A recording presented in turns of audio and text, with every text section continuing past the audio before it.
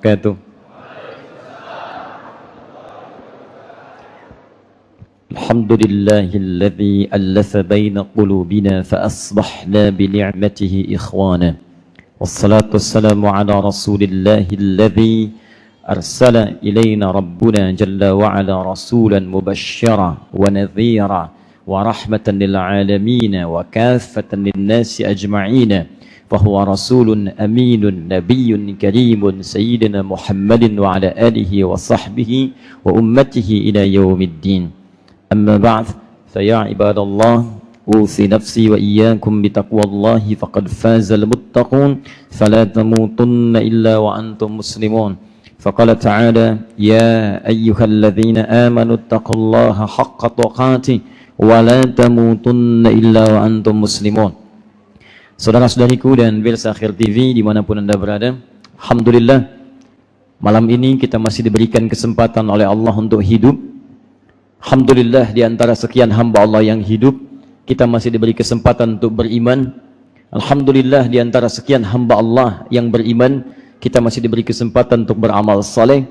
Alhamdulillah di antara sekian hamba Allah yang beramal saleh, kita diberi kesempatan untuk menunaikan salat di masjid ini. Dan kita bermohon pada Allah semoga salat yang telah kita tunaikan diterima oleh Allah Subhanahu wa taala.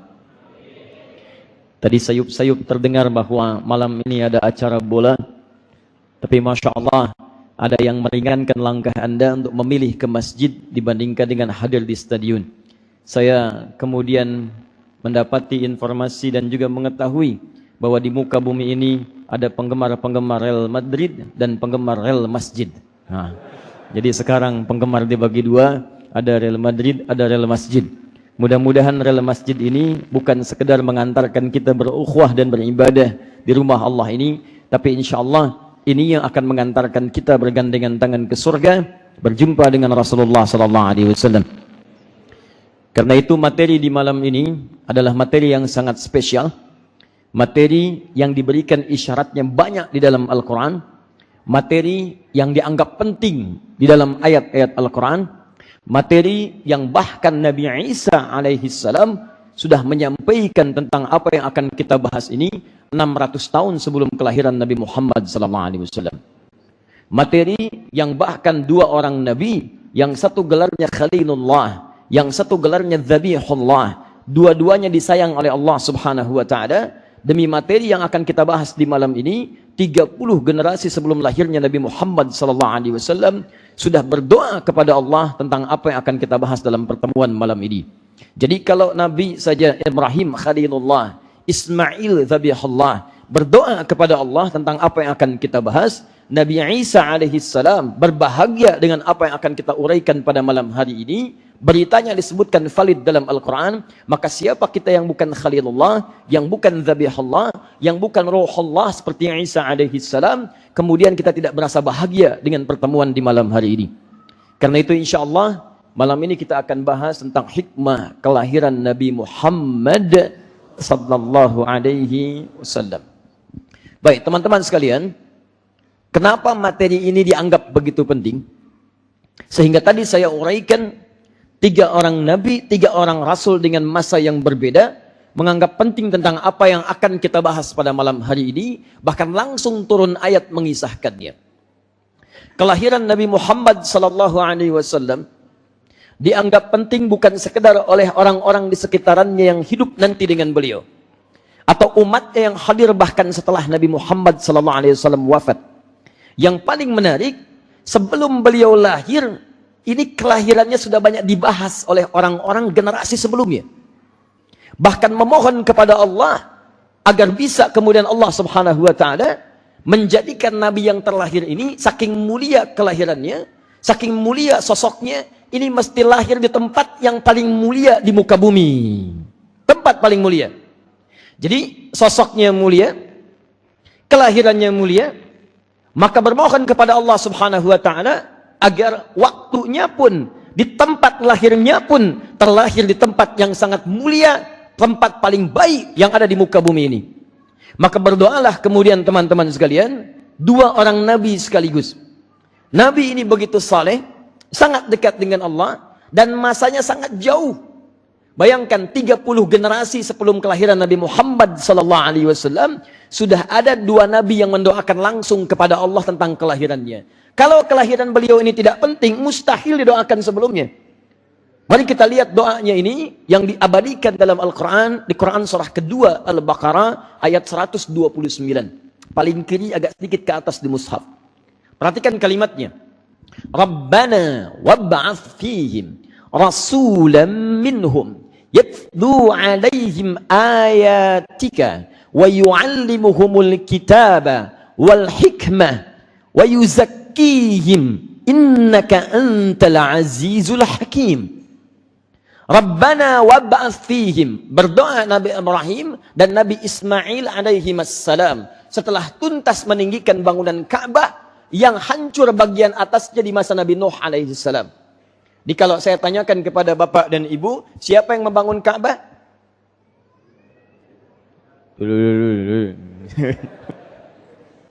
Siapa yang bangun Ka'bah? Bukan Nabi Ibrahim. Siapa yang bangun Ka'bah? Bukan Nabi Adam. Ingat, siapa yang bangun Ka'bah? Bukan, wallahu alam. Bukan.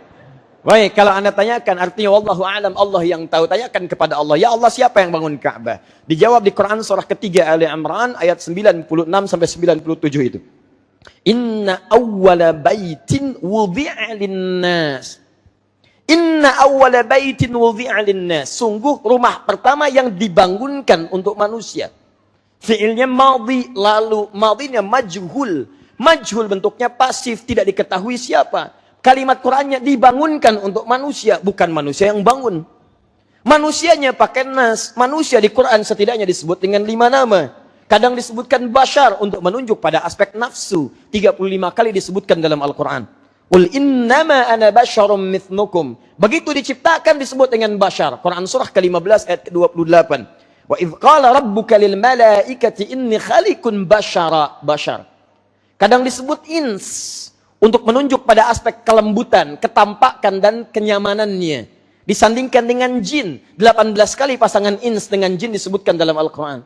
Ya ma'syaral jinni wal ins. Wa ma khalaqtul jinna wal ins. Kadang disebut dengan insan. 65 kali disebutkan dalam Al-Quran. Di 43 ayat berbeda. Menunjuk pada gambaran aktivitas yang akan dikerjakan oleh manusia dari bangun tidur sampai tidur lagi. Bahkan surahnya ada, surah ke-76 Al-Insan. Hal ata 'alal insan. Wahyu pertama turun, Iqra bismi rabbikal ladzi khalaq. Khalaqal Ar-Rahman, 'allamal Qur'an, khalaqal insan. Kadang disebut dengan Bani Adam untuk menunjuk pada asal keturunannya. 7 kali disebutkan dalam Al-Quran. Seperti Quran surah ke-7 ayat 31. Ya Bani Adam khudhu zinatakum 'inda kulli masjid. Tapi tidak disebutkan nas. An-nas 241 kali disebutkan dalam Al-Quran. Bahkan ada satu surah khusus menunjuk kepadanya. Surah terakhir, surah paling favorit. Ya, surah ke-114. Qul a'udzu birabbin. Tidak disebutkan an-nas kecuali menunjuk pada seluruh manusia tanpa kecuali. Semua pengelompokannya, semua sifat sosialnya.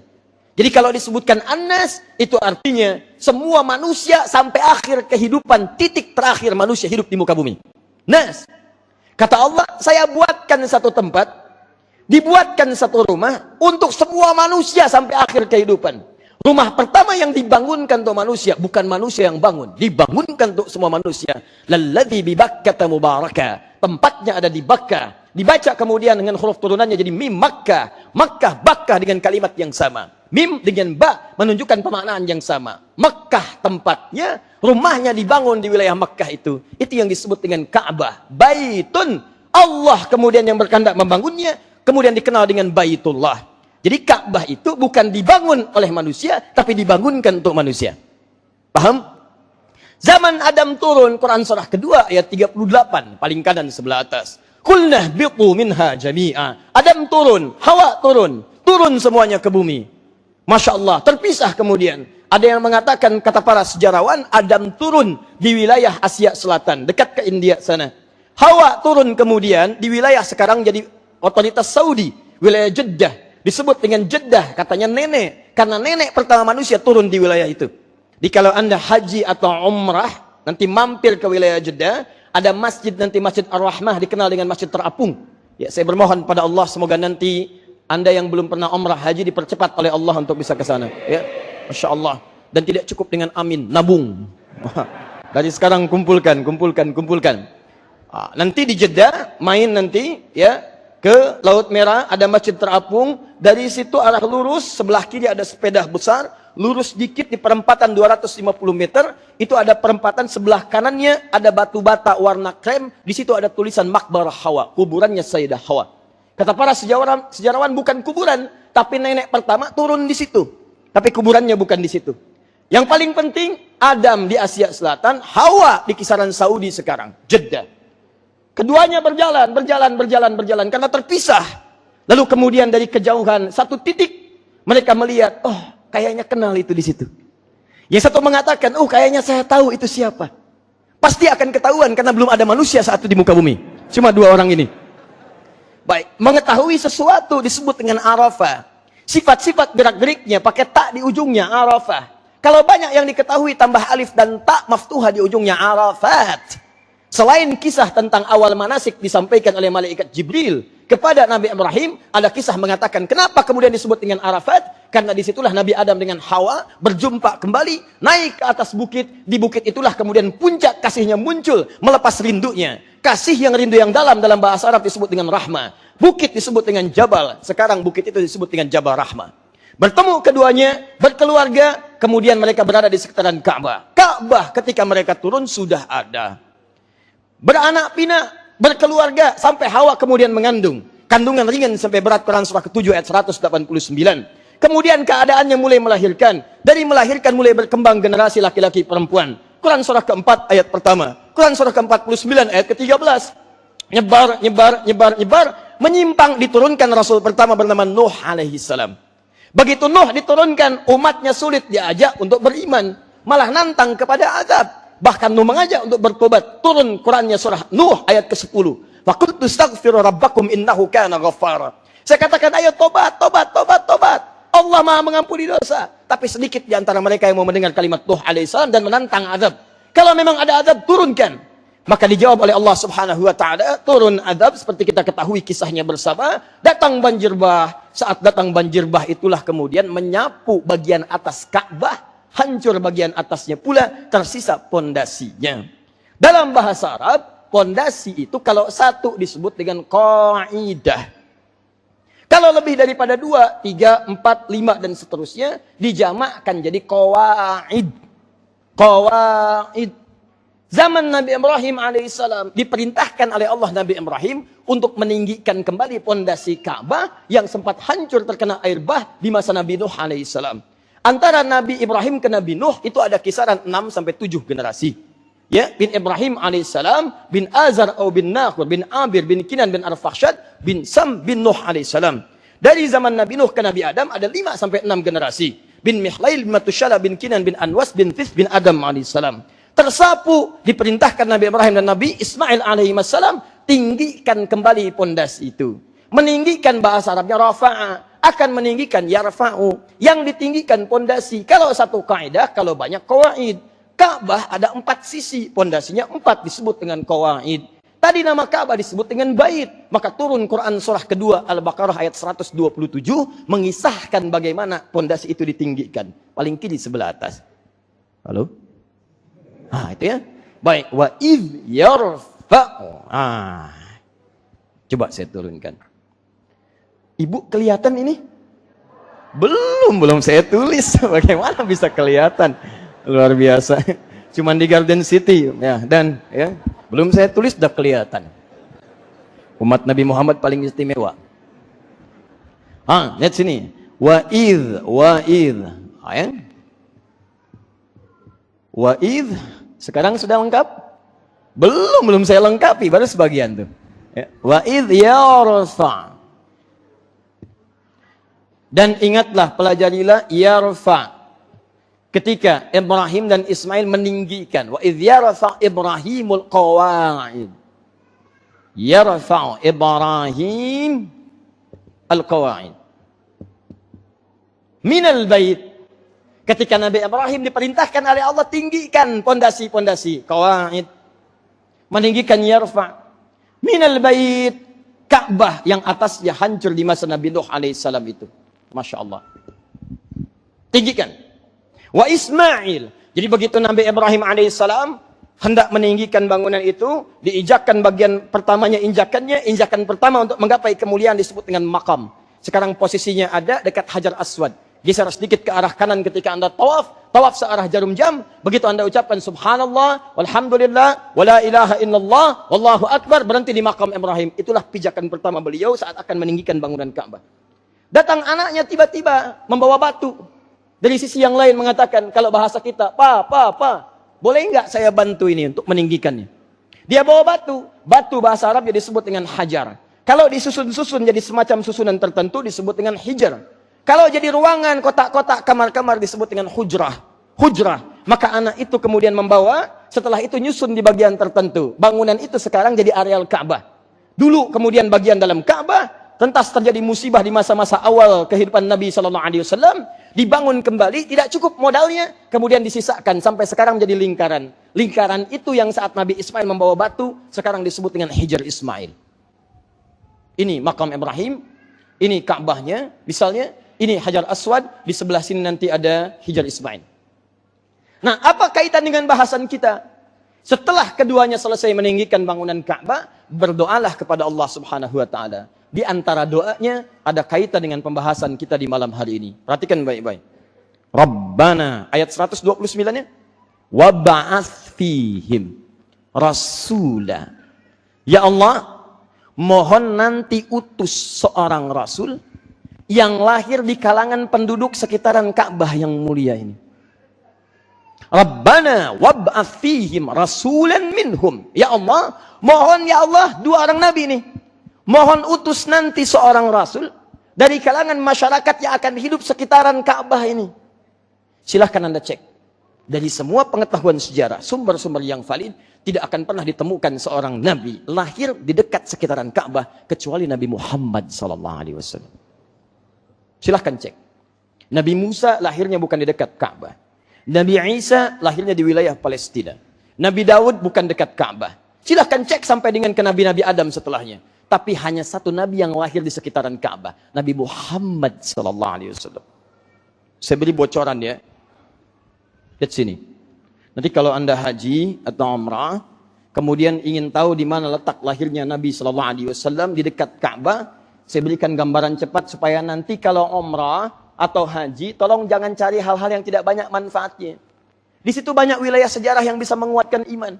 Kenapa Anda tidak belajar di mana Nabi lahir, di mana Nabi tinggal, di mana Nabi berumah tangga dengan Sayyidah Khadijah, di mana rumahnya Abu Jahal yang suka usil pada Nabi, di mana rumahnya Abu Lahab yang dikutuk itu, kemudian di mana teman-teman sekalian parlemen Quraisy pada saat itu, di mana rumahnya Abu Bakar dan sebagainya.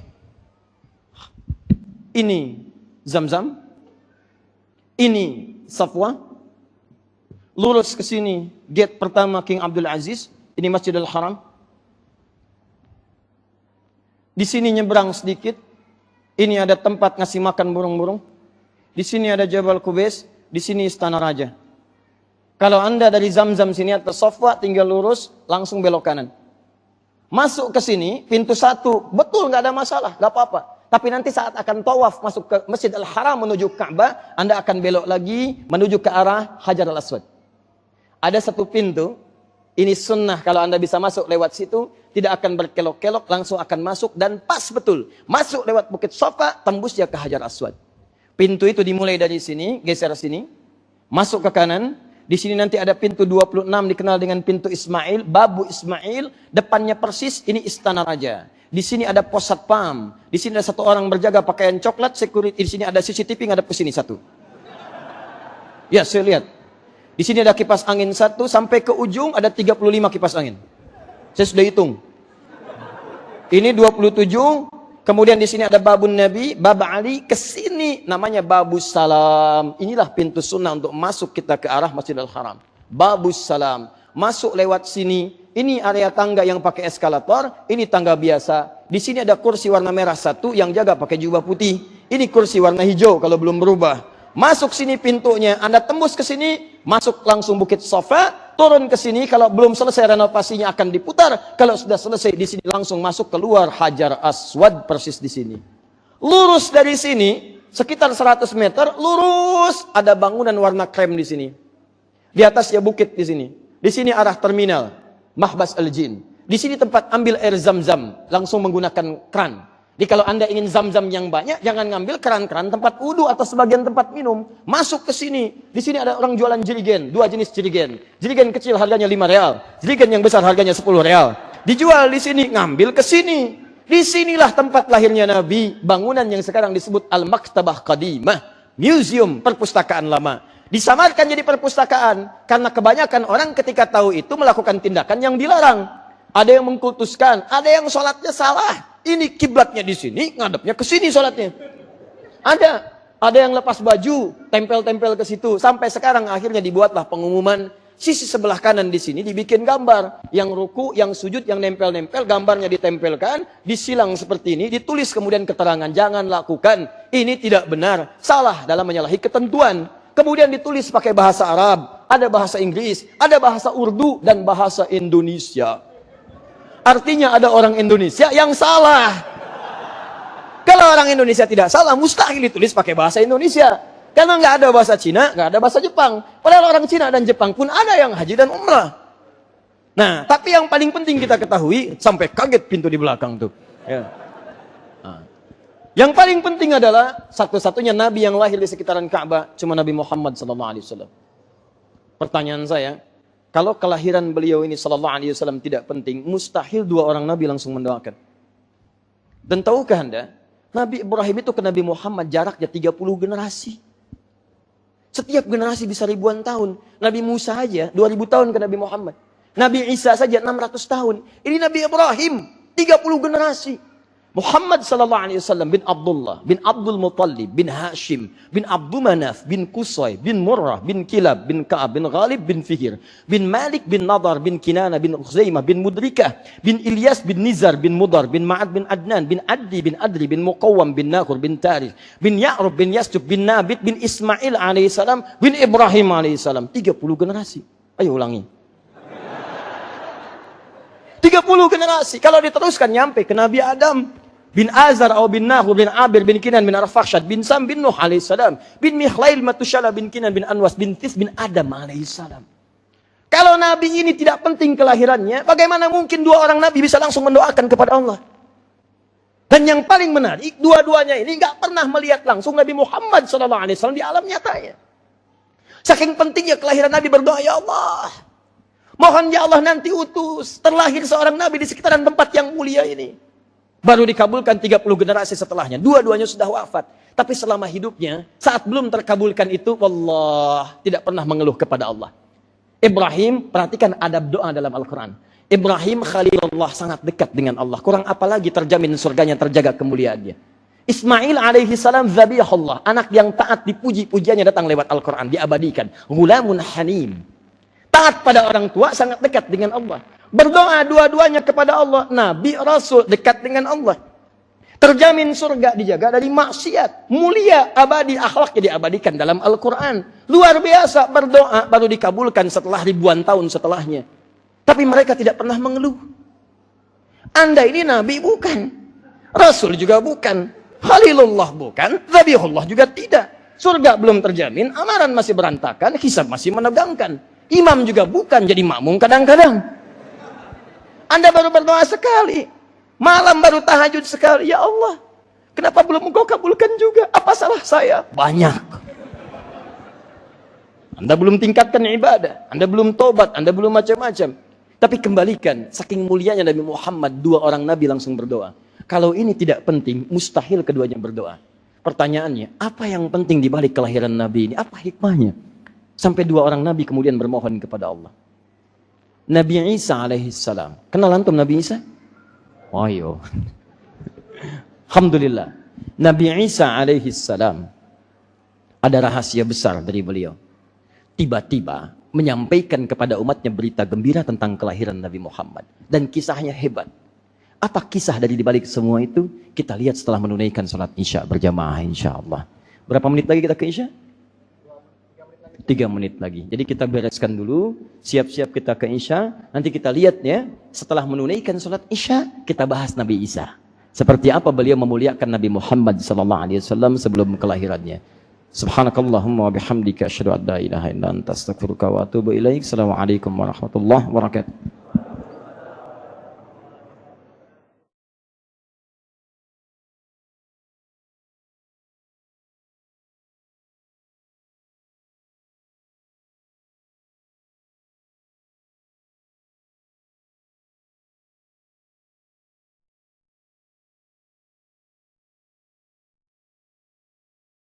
Allah.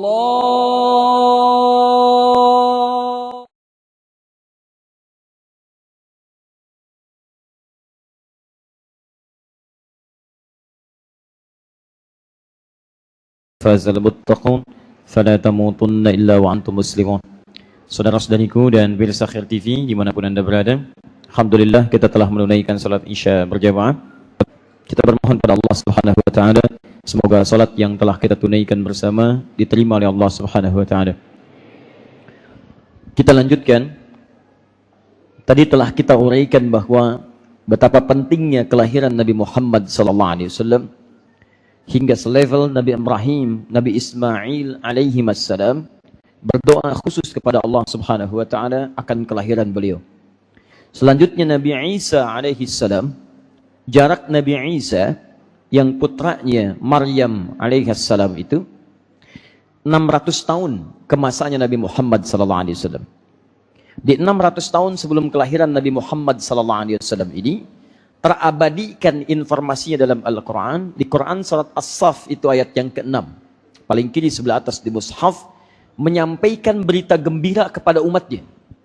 Anda bisa bayangkan, nabinya belum lahir sudah menyampaikan berita gembira kelahirannya kepada umatnya 600 tahun sebelum kelahirannya. Wa mubasysyira birasuli awas ya'ti min ba'dismuhu Ahmad. Wa mubasysyiran birasuli ya'ti min ba'di ismuhu Ahmad. Al-Quran menyampaikan, Nabi Isa menyampaikan pada umatnya, di antara penyampaiannya itu memberikan kabar gembira. Nanti setelah saya akan ada Rasul nanti. Setelah saya, Rasul terakhir namanya Ahmad. Yang mau saya garis bawahi, nanti kita akan bahas persoalan tentang nama Ahmad. Yang mau saya garis bawahi adalah, ini seorang Nabi Isa alaihi salam, gelarnya Ruhullah, lahirnya begitu istimewa, wafatnya istimewa, mukjizatnya istimewa. Di antara semua keistimewaan itu, tidak menghentikan harapan beliau kepada Allah akan lahirnya Nabi terakhir yang sangat istimewa, melebihi keistimewaan Nabi Isa alaihissalam, sampai-sampai memberikan kabar gembira pada umatnya 600 tahun sebelum kelahirannya.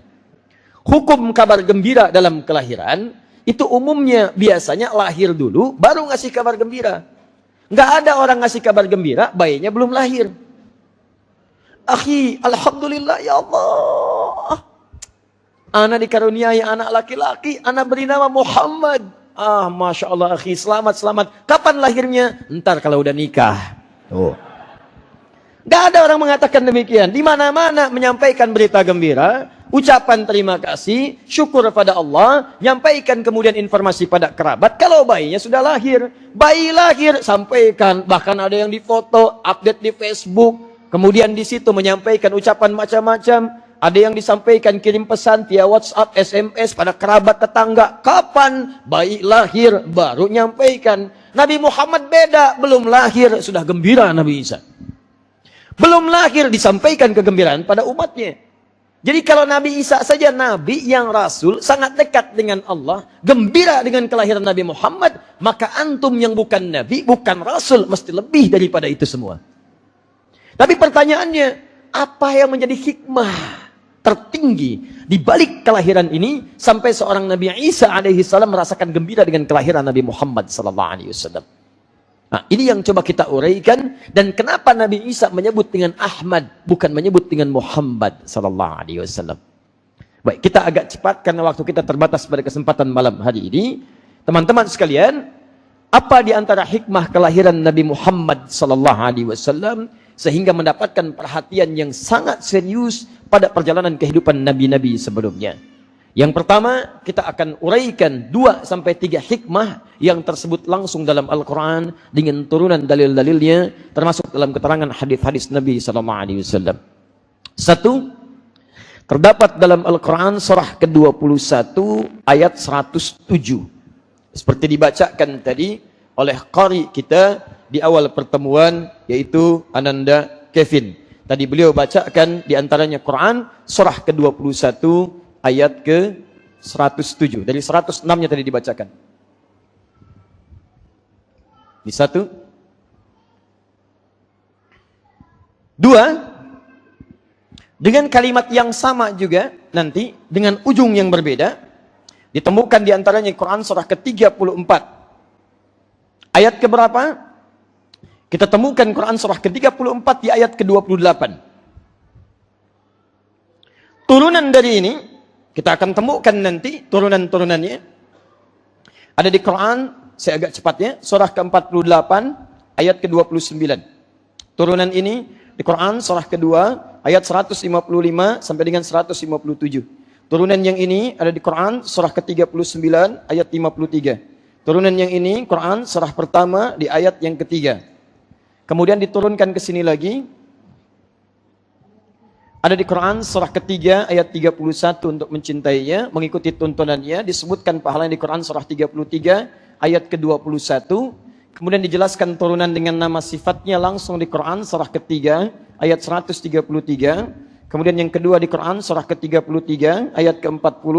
Kemudian yang ketiga di Quran surah ke-47 ayat yang kedua. Kemudian disebutkan lagi ini Quran surah ke-48 ayat ke-29.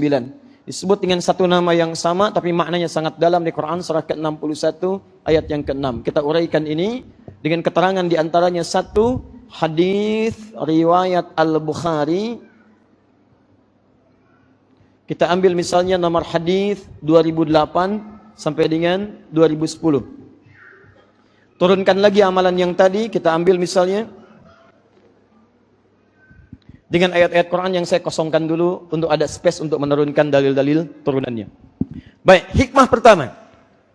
Kenapa Nabi Muhammad sallallahu alaihi wasallam kelahirannya begitu penting sampai kemudian didoakan oleh Nabi sebelumnya, diberikan berita gembira pada umat-umat sebelumnya. Pertama, Allah menyampaikan bahwa dan berita ini disampaikan pada nabi-nabi sebelumnya, sebelum kedatangan Nabi Muhammad sallallahu alaihi wasallam. Pertama, bahwa Nabi ini akan diutus oleh Allah Subhanahu wa taala kepada seluruh kalangan umat di semesta alam dengan membawa satu misi yang tidak pernah misi ini diberikan pada nabi-nabi sebelumnya untuk seluruh kalangan makhluk di muka bumi. Apa misi itu? Quran surah ke-21 Al-Anbiya ayat 107. Perhatikan kalimatnya. Wa ma arsalnaka illa rahmatan lil alamin. Wa ma arsalnaka, dan tidaklah kami mengutus engkau Muhammad sallallahu alaihi wasallam illa rahmatan lil alamin, kecuali engkau akan membawa misi. Misi ini berbeda dengan misi-misi rasul sebelumnya. Kalau rasul sebelumnya mereka membawa misi-misi risalah, ada rahmat, ada dakwah, ada risalah, ada ibadah, ada akhlak, tapi kalangannya terbatas. Nabi Nuh untuk wilayah ini saja. Nabi Lut wilayah ini saja. Bahkan di zaman Nabi Lut itu semasa dengan Nabi Ibrahim alaihissalam. Nabi Lut itu sezaman teman-teman sekalian dengan Nabi Ibrahim. Satu masa tuh. Jadi Ibrahim Nabi, Ismail Nabi, Ishak Nabi, Lut Nabi. Anda bayangkan. Cuma tugasnya daerah-daerah berbeda. Jadi Nabi Ibrahim diutus bukan untuk semua sekalangan makhluk di bumi. Tidak. Nabi Ismail tidak. Nabi Ishak alaihissalam tidak. Nabi Lut alaihissalam tidak. Bahkan peristiwanya yang paling menarik, malaikat turun datang untuk menyamar kemudian jadi manusia. Tadinya datang ke tempatnya Nabi Lut alaihissalam untuk menurunkan azab di tempatnya, tapi sempat mampir ke tempat Nabi Ibrahim alaihissalam. Di sebelum menurunkan azab di umatnya Nabi Lut alaihissalam, itu mampir dulu ke tempatnya Nabi Ibrahim alaihissalam. Ini menunjukkan bahwa di satu masa itu bukan hanya hidup satu nabi, tapi hidup beberapa nabi dengan tugas-tugas yang berbeda. Kalau kekinian, ini daerahnya Jakarta Garden. Nah, ini daerahnya yang ini. Jadi khusus spesifik aja di situ. Nggak bisa pindah. Kayak Nabi Isa alaihissalam tugasnya hanya sekitaran Palestina saja. Nggak boleh keluar. Makanya kalau ada orang mengaku umatnya Nabi Isa lewat dari Palestina, itu kejauhan. Kejauhan, ya. Nah, karena tempatnya sekitaran itu saja. Nabi Ibrahim dengan Nabi Lut satu masa. Quran surah ke misalnya 51. Dari ayat 24 sampai dengan ayat 35-nya. 24 sampai 30 paling kanan dari tengah sampai dengan ke bawah. Kirinya itu langsung berbicara tentang Nabi Lut alaihissalam. Wah, itu Masya Allah. Nabi Muhammad tidak. Nabi Muhammad ketika diutus, tidak ada masa batasan di dalamnya. Anda bayangkan, saking pentingnya misi ini, Allah memberikan satu misi yang tidak ada batas. Tidak sekat dengan sekat perkampungan, tidak disekat dengan RT, tidak disekat dengan RW, tidak dengan suku, tidak dengan negara. Semua masa, bahkan setiap masa berganti, tetap risalahnya berlaku untuk risalah Muhammad SAW. Pertanyaannya, apa yang penting di balik risalah ini sampai beliau kemudian diutus dengan istimewa untuk seluruh umat sampai dengan kiamat? Selesai, tuntas, kembali kepada Allah. Baru misinya kemudian dihadapkan pertanggungjawabannya di hadapan Allah Subhanahu wa taala. Teman-teman, pertama kata Allah, tidaklah saya berikan misi yang istimewa ini kecuali misi pertamanya sebagai rahmat untuk seluruh alam. Jadi saking pentingnya kelahiran Nabi itu, hikmah pertama dari kelahirannya sampai didoakan dua orang Nabi, disebut oleh Nabi sebelumnya, kata Al-Quran, karena Nabi ini akan membawa risalah rahmat, yang bahkan rahmatnya begitu luas, tidak ditemukan pada Nabi-Nabi sebelumnya. Satu, rahmat.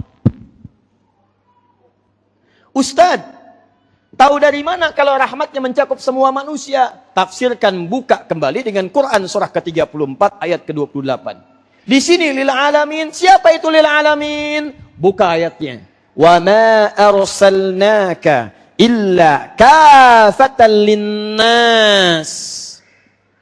Tidaklah kami utus engkau Muhammad sallallahu alaihi wasallam kecuali misimu akan mewakili dan dibawa kepada seluruh kalangan manusia sampai kehidupan berakhir. Kafatan linnas, semuanya tanpa kecuali. Jadi nas saja sudah mencakup semua manusia. Sekarang menggunakan kafah. Seluruhnya, mau laki-laki, perempuan, besar, kecil, tua, muda, kaya, cukup, semua masuk di dalamnya. Sepanjang dia manusia, maka akan berlaku risalah Muhammad SAW bagi dirinya. Ustaz, apa itu yang disebut dengan rahmat? Saking pentingnya rahmat, hanya dilekatkan pada Nabi Muhammad SAW. Nah, teman-teman sekalian, ini nanti yang menjadi ukuran kebenaran kita sebagai umatnya Nabi Muhammad SAW sampai dengan malam ini, apakah sudah mengikuti risalah Nabi atau belum? Dalam Al-Quran, rahmat setidaknya dibagi pada 3 bagian. Dan inilah hikmah terpenting kenapa kelahiran Nabi begitu dinantikan oleh Nabi-Nabi sebelumnya. 1. Quran, kita ambil dulu. Surah kedua Al-Baqarah, ayat 155 sampai dengan 157. Paling kiri sebelah atas. Tahan ya. Awak, sekarang nanti kita akan belajar pada inti pembahasan. Ini intinya, ya. Yang tadi baru muqaddimah tuh dari ba'da maghrib sampai barusan. Nah, ini inti pembahasannya. Perhatikan kalimatnya. Quran surah kedua ayat 155 sampai 157. Walanabluwannakum bisyai'in minal khawf wal ju' wa naqsin minal amwal wal anfus wath thamarat wa basyiris sabirin الذين إذا أصابتهم مصيبة قالوا إنا لله وإنا إليه راجعون. Ayat 157-nya, perhatikan kalimatnya. Ulaika alaihim salawatun min rabbihim wa rahmat. Wa ulaika humul muhtadun. Kalimat rahmat ketika disebutkan di ayat ini dirangkai dari ayat 155 sampai 157. Apa makna rahmat yang pertama yang diisyaratkan dalam Al-Quran? Jika disebutkan kalimat rahmat dalam Al-Quran, maka satu di antara 3 maknanya adalah solusi dari setiap persoalan kehidupan yang dialami. Saya ulang ya. Jika disebutkan kalimat rahmat dalam Al-Quran, maka ada 3 makna yang paling utama. Di antara 3 ini, satu, tidak disebutkan rahmat kecuali bermakna solusi dari semua persoalan kehidupan yang dialami di muka bumi. Seakan-akan Allah ingin menyampaikan, "Wa ma arsalnaka illa rahmatan lil alamin, wa ma arsalnaka illa kafatan linnas." Hei manusia, saya infakkan ya, kata Allah, saya berikan kabar kepada Anda, tidaklah saya utus Muhammad sallallahu alaihi wasallam dengan sebagai status Rasul yang terakhir, dengan misi yang besar, kecuali membawa rahmat. Apa rahmat itu? Yaitu solusi dari setiap persoalan yang kamu alami dalam kehidupan. Anda punya masalah apapun, masalah pribadi, masalah di rumah tangga, masalah di kehidupan sosial, masalah di kantor, masalah pekerjaan, masalah apapun. Kalau Anda mengikuti tuntunan Nabi ini, maka dia akan membawa solusi dalam setiap masalah Anda. Tuntas, selesai. Bahkan yang paling dahsyat, Allah turunkan utus Nabi ini, diutus Rasulullah SAW di tempat di muka bumi yang paling bermasalah. Silakan cek. Bukan di Jakarta, apalagi di Garden City. Bukan di Sumatera, bukan di Nusantara. Bukan di Romawi yang saat itu sudah maju. Romawi itu imperium, punya peradaban. Hebat peradabannya. Sampai sekarang peninggalannya masih ada. Antum jalan-jalan deh. Kalau sempat nanti cari tiket ke Mediterania tuh. Bahkan dari Turki, susulin Turki. Kemudian dari Turki sampai ke Mediterania, sampai ke Italia, batasan dengan Tripoli. Lihat di situ, ada Lubda, ada Misrata, ada peninggalan-peninggalan Romawi yang begitu luar biasa. Hebatnya, sampai sekarang, itu kerajaan-kerajaannya masih ada. Patung-patungnya, macam-macamnya, seninya, kelihatan semuanya. Ada spa, ada ini, ada itu. Peradabannya mewah, megah, menguasai dunia. Yang luar biasa, kirinya, itu Persia. Kekaisarannya sudah mencengkram bagian bumi sisi yang lainnya. Kehebatan teknologinya, peradabannya, keilmuannya, macam-macamnya. Pertanyaannya, kenapa Nabi tidak diutus di Romawi, bukan di Persia?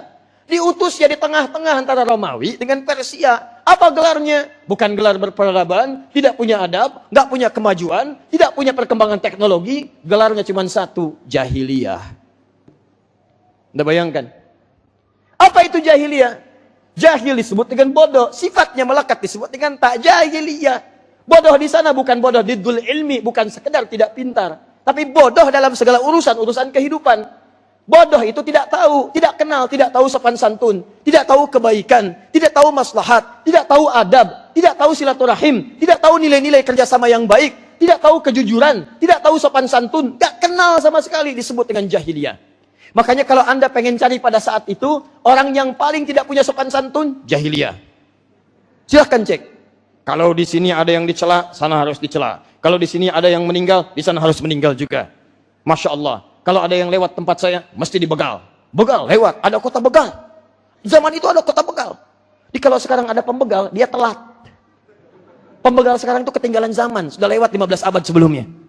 Zaman itu sudah ada, bahkan dikenal, sangat terkenal, namanya Gifar. Itu kota begal pada saat itu.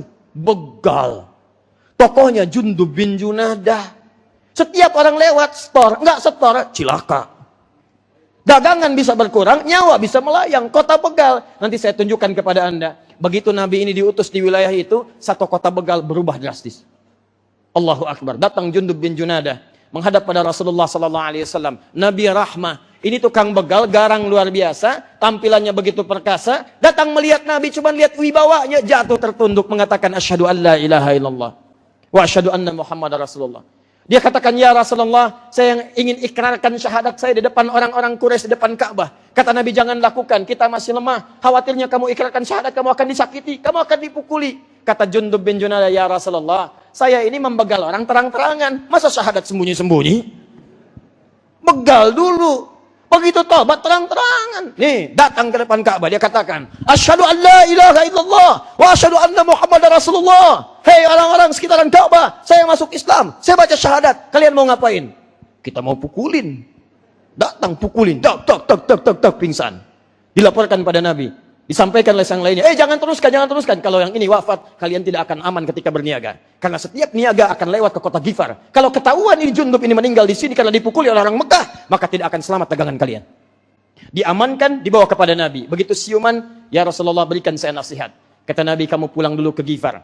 Sempurnakan dulu belajar tentang Islam yang baik. Setelah itu dakwahi lingkungan sekitaranmu. Di situ kita akan bertemu lagi di kemudian hari. Bima makna. Allahu Akbar ketika hijrah ke Madinah. Madinah kemudian mulai semakin meresap imannya. Madinah kemudian semakin banyak masyarakat muslimnya. Apa yang terjadi? Dak tik duk, suara kaki datang. Banyak. Heboh Madinah. Ternyata pada saat itu datang sekampung Gifar dipimpin Jundub bin Junadah masuk Islam, kemudian datang ke Madinah. Masuk Islam. Tokoh begal pulang ke kota begal. Datang risalah Muhammad SAW, selesai masalah di kota begal. Dibawa orang-orang sekampung menyampaikan kepada Nabi, sekarang kota begal sudah berubah menjadi kota Islami. Sekampung masuk Islam. Dikenang kemudian, untuk mengenang di Arab itu, ketika Anda memperkenalkan diri dengan daerah, dikenal daerahnya, tambahkan al di depan nama daerahnya, ujungnya kemudian tutup dengan i, kalau bukan i ujungnya. Kalau i, pertahankan i-nya. Gifar, saya berasal dari Gifar, tambahkan al di depannya, ujungnya tutup dengan i, al-Gifari, saya berasal dari Gifar. Ahli hadis paling populer namanya Muhammad, bapaknya Ismail, kakeknya Ibrahim, kakek buyutnya Al-Mughirah, eyang buyutnya Al-Bardizbah, tinggal di kecamatan Ju'fah, Kabupaten Bukhara, Provinsi Khorasan, negara Uzbekistan sekarang. Karena dari Bukhara, dia datang kemudian berkelana, sampai ke Hijaz, sampai ke Irak, kemana-mana. Dia perkenalkan saya dari Bukhara, tambahkan al di depannya, ujungnya tutup dengan i, Al-Bukhari. Dikenalah di kemudian hari dengan Imam Al-Bukhari, menulis kitab hadis dengan 97 kitab, 97 pembahasan di dalamnya. Dikenal dengan kitab Al-Jami, As-Sahih, Al-Musnad, Al-Mukhtasar min umuri Rasulullah sallallahu alaihi wasallam wa sunanihi wa ayyamihi. Ulangi. Disingkat jadi Sahih Al-Bukhari, Al-Bukhari. At-Tirmidzi, namanya Muhammad, dari Tirmidzi disebut At-Tirmidzi. Syekh Nawawi dari Banten, Syekh Nawawi Al-Bantani. Syekh Yasin dari Padang, Syekh Yasin Al-Padangi. Syekh Abdul Somad dulu dari Palembang, Syekh Abdul Somad Al-Palembangi. Syekh Mahfud At-Termasi. Syekh Ahmad Al-Minangkabawi, Ahmad bin Khatib Al-Minangkabawi. Al, tambahkan i di ujungnya, menunjukkan nama daerah. Silakan Ustadz Mukhlas misalnya, Masya Allah, umrah haji, memperkenalkan saya dari Jakarta Garden City. Wah, ana Mukhlas Rawi Al-Jakarta Al-Garden City. Sah, ya. Tapi orang Jakarta biasanya ngaku Betawi karena nggak enak Jakarta, ya. Nah, lihat sini. Nah, saya tuliskan sebentar ya. Saya tuliskan sebentar. Jadi apa yang melekat pada Nabi Muhammad solusi? Turunnya di jahiliyah.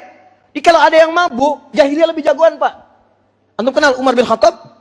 Wah, yo kenal ibu. Ayo, ibu mah jagoan lah. The power of mama luar biasa. Belum saya tulis udah kelihatan. Umar bin Khattab kenal. Pulang saya. Umar bin Khattab sebelum masuk Islam kerasnya luar biasa, musuh Nabi, pengen bunuh Nabi. Pedang sudah terhunus menuju kehidupan Nabi. Sebelum masuk Islam mabuknya paling minimal 5 kali. Mabuk Umar itu dikenal 5 kali. Dan Mirasantika, sudah lulus lah. Ya, Mirasantika minuman keras, yang lainnya tidak. Dia baik minum itu 5 kali dalam sehari. Dan itu tangan luar biasa kekarnya, pedang terhunus, nantangin orang hampir tiap hari. Jabal Kubes tujuannya, naik ke atas. Siapa yang berani dengan saya? Uji kekuatan, datang ke sini. Tapi sebelum datang, pamit dulu pada ibu yang telah melahirkannya, karena dia akan pulang tanpa nama. Umar. Jahiliyah. Tuh, kaget, lampu mati. Umar. Disebut nama, lampu mati. Nyala lagi, alhamdulillah. Baik. Apa yang terjadi setelah itu? Ketemu dengan Nabi, cuma dengar risalah. Nih, Nabi Rahmah, diturunkan risalah. Turun ayat-ayat. Cuma dengar kalimat Toha. Langsung ke hatinya. Sentuhan dalam jiwanya. Sesuatu yang menyentuh ke dalam jiwa, maka dampaknya akan dalam. Karena itu dalam kehidupan, jika Anda berpasangan dalam kehidupan dengan keluarga, siapapun sentuh jiwanya. Ya, sentuhlah ia tepat di hatinya, maka ia akan jadi milik untuk selamanya. Catat. Masya Allah. Kesentuh tuh sama Quran Toha, cari. Begitu dicari, tunduk jatuh. Asyhadu an la ilaha illallah, asyhadu anna Muhammadar Rasulullah. Selesai masalahnya, tuntas. Dari bermetamorfosis kehidupannya, dari yang paling keras, jadi kerasnya berubah jadi tegas. Digunakan untuk membela Nabi sallallahu alaihi wasallam. Dari yang tadinya mabuk 5 kali sehari, bahkan datang kepada Nabi, ya Rasulullah, apakah tidak turun ayat Al-Quran mengharamkan Mirasantika? Mengharamkan khamar? Sampai ayat-ayat khamar itu turun karena permintaan Umar kepada Nabi, mohon turun ayat mengharamkan khamar. Dampaknya begini, turun sampai 4 tahap turun. Umar. Sampai orang paling liberal di Mesir, namanya Toha Hussein, itu nulis kitab tentang kejeniusan Umar. Dari yang paling tertinggal jadi jenius setelah datang risalah Islam. Abqariyatu Umar judulnya. Silahkan cek. Semua yang bersentuhan dengan Nabi, masalahnya selesai. Yang paling hebat, dahsyat, ini Romawi. Romawi, ini Persia. Ini jahiliyah di bawah. Nabi diutus di sini, bukan di sini. Ketika diutus, diberikanlah oleh Allah risalah rahmat. Nanti saya tunjukkan. Petunjuk dari langit. Wahyu datang. Ini solusi untuk yang ini. Yang kurang pintar, turun petunjuk jadi pintar. Yang kurang adab, turun petunjuk jadi adab. Yang kurang motivasi, turun petunjuk jadi motivasi. Yang kurang kuat, turun petunjuk jadi kuat. Semua ayat-ayat turun. Ayat. Selama kurang lebih hampir 23 tahun. Turun. Begitu turun semuanya, terangkat yang jahiliyah. Hilang semua persoalan jahiliyah. Naik status dari jahiliyah jadi khairu ummah. Umat terbaik yang pernah ada di bumi. Dikukuhkan itu dengan turunnya Quran surah ketiga Ali Imran ayat 110 paling kiri sebelah atas di mushaf. Kuntum khaira ummah ukhrijat linnas. Kalian itu umat terbaik yang pernah dilahirkan dalam kehidupan di muka bumi dari kalangan manusia. Bayangkan dari jahiliyah pindah status ke khaira ummah. Pindah. Bahkan Romawi akhirnya kemudian takluk. Persia tunduk. Naik jadi kekuatan. Di Spanyol sampai dengan ke-7 abad. Berkembang terus. Dibawa ke Spanyol, naik berkembang. Dibawa ke wilayah Persia, Baghdad, berkembang. Dibawa ke Nusantara, tujuannya ke Cina. Mampir di Baros, 414 km dari kota Medan. Cuman mampir menyebarkan risalah. Apa yang terjadi? Muncul Nusantara, Indonesia, Malaysia, Filipina bagian selatan, Thailand selatan, Rakhine sukunya Rakhinya, Brunei Darussalam. Sampai dengan ke ujungnya. Allah maju. Hebat, dahsyat. Solusi. Semua masalah tuntas. Dan yang paling hebat adalah tidak pernah didapati masalah pada saat itu dalam level-level tingkatan sendirian, individu, sampai kehidupan masyarakat sosial, kecuali diberikan solusinya oleh Allah langsung turun kepada beliau. Apa yang turun? Itu ayat-ayat bimbingan rahmat. Ayat-ayat yang dikumpulkan, dibacakan, disebut dengan Al-Quran. Jadi ketika Al-Quran diturunkan sebagai wahyu kepada Nabi Muhammad, isi Al-Quran diantaranya rahmat, solusi dari semua persoalan yang Anda alami. Disitulah kemudian Allah berikan kabar gembira. Quran surah ke-17 ayat 82. Lihat sini.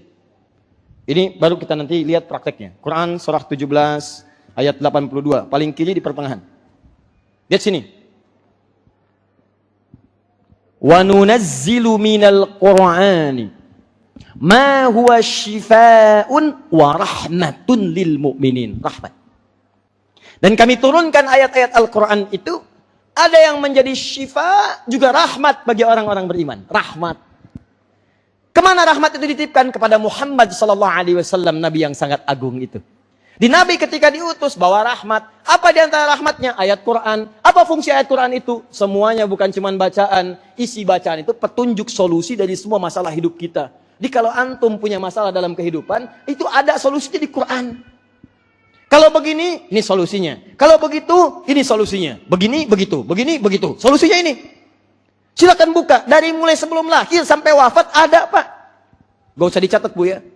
Saya baca cepat nih. Yang sedang mengandung dalam kelahirannya dijelaskan oleh Al-Quran. Nih, kandungan itu nanti dari fase lemah akan semakin berat. Begini amalannya kalau pengen anaknya nanti lahir dalam keadaan yang baik. Quran surah ke-7 ayat 189. Kalau pengen tahu perkembangan anaknya dalam tubuh ibundanya, dalam rahimnya, buka Quran surah ke-22 ayat yang kelima. Kalau nanti sudah lahiran, berikan ASI yang maksimal. Kalau bisa sampai 2 tahun disempurnakan. Ada pengaruh-pengaruh besar bagi bayi nanti yang terlahir diberikan ASI yang sempurna. Quran surah kedua ayat 233. Dari 2 tahun ini sampai dengan berkembang, mulai dia pendidikan dini, berikan pendidikan dini yang terbaik supaya dekat dengan Allah. Taat pada orang tuanya, berakhlak yang mulia, bergaul di lingkungan dengan sangat baik. Quran surah 31 ayat 14 sampai dengan 19. Kemudian dia mulai belajar bagaimana supaya cepat paham dengan pengajarannya. Kembali untuk mengajarkan kembali pada masyarakatnya. Quran surah ke-9 ayat 122. Bagaimana caranya supaya dia belajar, ilmunya meningkat, imannya menguat. Karena ada orang belajar, ilmunya luas, imannya rendah. Ada juga orang yang mohon maaf, imannya kuat tapi ilmunya kosong. Ini bahaya. Orang yang ilmunya luas, imannya kosong, sehingga melahirkan bahkan hal yang fitnah bagi agamanya. Mengajak orang-orang untuk menjauh dari agamanya. Silahkan lihat orang-orang yang pernah mengatakan, maaf ya, maaf, semua agama sama. Menuju pada Tuhan yang sama, cuman caranya beda-beda. Apakah orang-orang ini orang-orang yang bodoh? Tidak, lihat gelarnya. Ada yang S1, S2, S3, banyak sampai dingin. Banyak. Orang-orang pintar. Cuman kata Quran, kalau bicara kata-katanya bagus. Quran surah kedua ayat 204. Kalau bicara kata-katanya menarik, retorikanya begitu cantik, tapi dia membawa satu racun yang sangat luar biasa. Hati-hati. Paham? Kembalikan kemudian teman-teman sekalian. Ningkat iman, ningkat kemudian ilmunya, naik lagi. Semakin bergaul lagi, pindah tempat, lebih tinggi lagi. Teman-temannya kemudian bergaul dengan lingkungan yang berbeda. Turun kemudian bimbingan di Quran surah ke-49 ayat ke-13. Bagaimana bergaul dengan nilai takwa. Muncul kemudian rasa tertarik dengan pasangan. Kata Quran jangan salah pilih pasangan. Setiap makhluk itu punya pasangannya. Quran surah 51 ayat ke-49. Manusia nanti kalau bukan laki-laki pasti perempuan. Buka nanti Quran surah keempat, ayat yang pertama. Laki-laki perempuannya Quran surah ke-49, ayat ke-13. Jangan salah, awas. Kalau binatang, jantan dengan betina. Kalau tumbuhan, putik dengan benang sari. Kalau manusia, kalau bukan laki-laki, pasti perempuan. Nggak ada yang ketiga, awas, nggak ada yang ketiga. Kalau bukan laki-laki, pasti perempuan. Pastikan benar pasangannya. Bagaimana caranya? Kalau ingin melamar, lakukan lamaran dengan lamaran yang sempurna. Quran surah keempat, ayat keempat. Naik ke pernikahan, Quran surah ke-30, ayat 21. Setelah menikah, kamu akan mengalami pembagian tugas. Nih suami tugas utama, istri tugas utama. Quran surah keempat, ayat 34. Rinciannya, tugas suami mulai mencari nafkah. Quran surah kedua, ayat 168. Kalau pengen cepat, Quran surah kedua, ayat 172. Kalau pengen cepat lagi, belum keluar, rizki sudah siap menanti Anda, Quran surah ke-7, ayat ke-96. Tapi hati-hati, di pekerjaan itu akan terjadi persaingan, kata Al-Quran. Kalau Anda tidak hati-hati, bisa jadi ada iri hati, bisa dengki, ada yang ingin menyingkirkan Anda, menyungkurkan Anda, ada amalannya, ada amalan malam yang kalau dilakukan karir akan meningkat, pekerjaan akan dibimbing, solusi diberikan. Kalau Anda dijahili akan dilindungi. Quran surah ke-17 ayat 79 sampai dengan 81. Kalau Anda sedemikian dahsyat kemudian dijahili oleh orang sampai terjatuh, sampai macam-macam, ada amalan di Quran surah ke-21 ayat 87 sampai dengan 88-nya. Ada juga istri tidak mudah merawat anak-anak di rumah tangganya. Kadang-kadang sulit, kadang menangis, kadang berkata, bagaimana solusinya? Baca Quran surah 17 ayat 23 sampai dengan 27. Kadang-kadang lelah, capek, ada sakit datang. Kalau lemah-lemah Quran surah ke-26 ayat ke-80. Kalau sakitnya begitu kuat seperti bahkan Nabi Ayub, dokter mengatakan ini nggak ada obatnya, nggak mungkin sembuh, nggak ada yang mustahil bagi Allah. Ayub mengamalkan amalan, ditutup di ujung ayatnya. Kalau ada hamba Allah yang bahkan sakit seperti ini, saya akan sembuhkan seperti saya menyembuhkan Ayub. Quran surah ke-21 ayat 83 sampai 84. Sudah berumah tangga, kata dokter nggak mungkin punya keturunan. Ini nggak bisa, ini mustahil. Nggak ada yang mustahil. Ada Nabi Zakaria pernah mengalami yang sama, melakukan amalan. Doanya ada di Quran surah 19 ayat 3 sampai dengan ayat ke-15-nya. Amalannya di Quran surah ketiga ayat 38 sampai dengan ayat 39-nya. Begitu dikerjakan, turun keturunan. Disampaikan di beritanya, kalau ada orang mengerjakan di kemudian hari seperti ini, saya akan kabulkan pula. Terus naik. Usia naik 40 tahun. Ibu bapak masih ada. Bekerjanya sudah maju. Bagus. Ayo, hadirkan syukur. Kalau lewat harta, berikan zakat. Zakat Quran surah ke-9 ayat ke-103. Berikan pada 8 golongan. Quran surah ke-9 ayat ke-60. Kalau lebih daripada itu, infak. Keluarkan infak, pahalanya banyak. Quran surah kedua ayat 261 sampai 263. Kepada siapa diberikan? 5 golongan. Quran surah kedua ayat 215. Kalau sudah seperti itu bagaimana? Kamu syukur, kami tambah. Syukur, kami tambah. Quran surah ke-14 ayat yang ke-7. Tapi ingat baik-baik, kadang hidup itu naik turun, kadang di atas, kadang di bawah. Ini saya turunkan kata Allah, kamu akan mengalami ujian-ujian. Bisa rendah, bisa menengah, bisa besar. Kamu harus pelajari dulu. Sehingga ketika kamu mengatasi masalah ini, kamu akan paham. Di sini titik persoalannya. Quran surah kedua ayat 214. Solusinya di Quran surah ketiga ayat 142. Rinciannya di Quran surah kedua ayat 155 sampai dengan 157. Ada semuanya. Sampai usia Anda ke 40 tahun, Bapak Ibu masih ada. Bagaimana cara memuliakannya? Turun Quran surah ke-46 ayat ke-15. Kemudian tiba-tiba teman-teman sekalian semakin tua, semakin sepuh. Bahkan ada yang berperilaku seperti anak-anak. Bagaimana cara mengatasinya? Turun Quran surah ke-22 ayat yang ke-5. Sampai di ujung kehidupan Anda mengatakan, apakah saya akan masih hidup?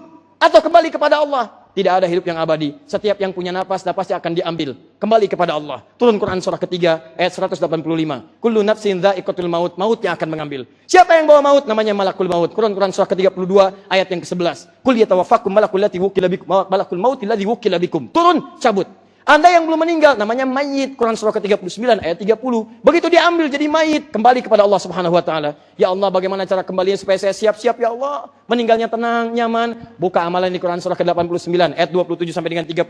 Tapi kalau kamu hindari amalan ini silahkan, tapi kamu akan nanti menghadapi tantangan yang luar biasa. Meninggal sambil dipukulin malaikat. Kalau mau coba silahkan, baca aja Quran surah ke-8 ayat ke-50. Ya Allah, setelah itu saya pergi kemana? Namanya alam kubur. Kalau pengen nikmat, baca Quran surah kedua ayat 154. Rinciannya di Quran surah ketiga ayat 169 sampai dengan 172. Setelah itu terjadi kiamat, saya turunkan satu surat. Quran surah ke-75 ayat 1 sampai dengan terakhirnya.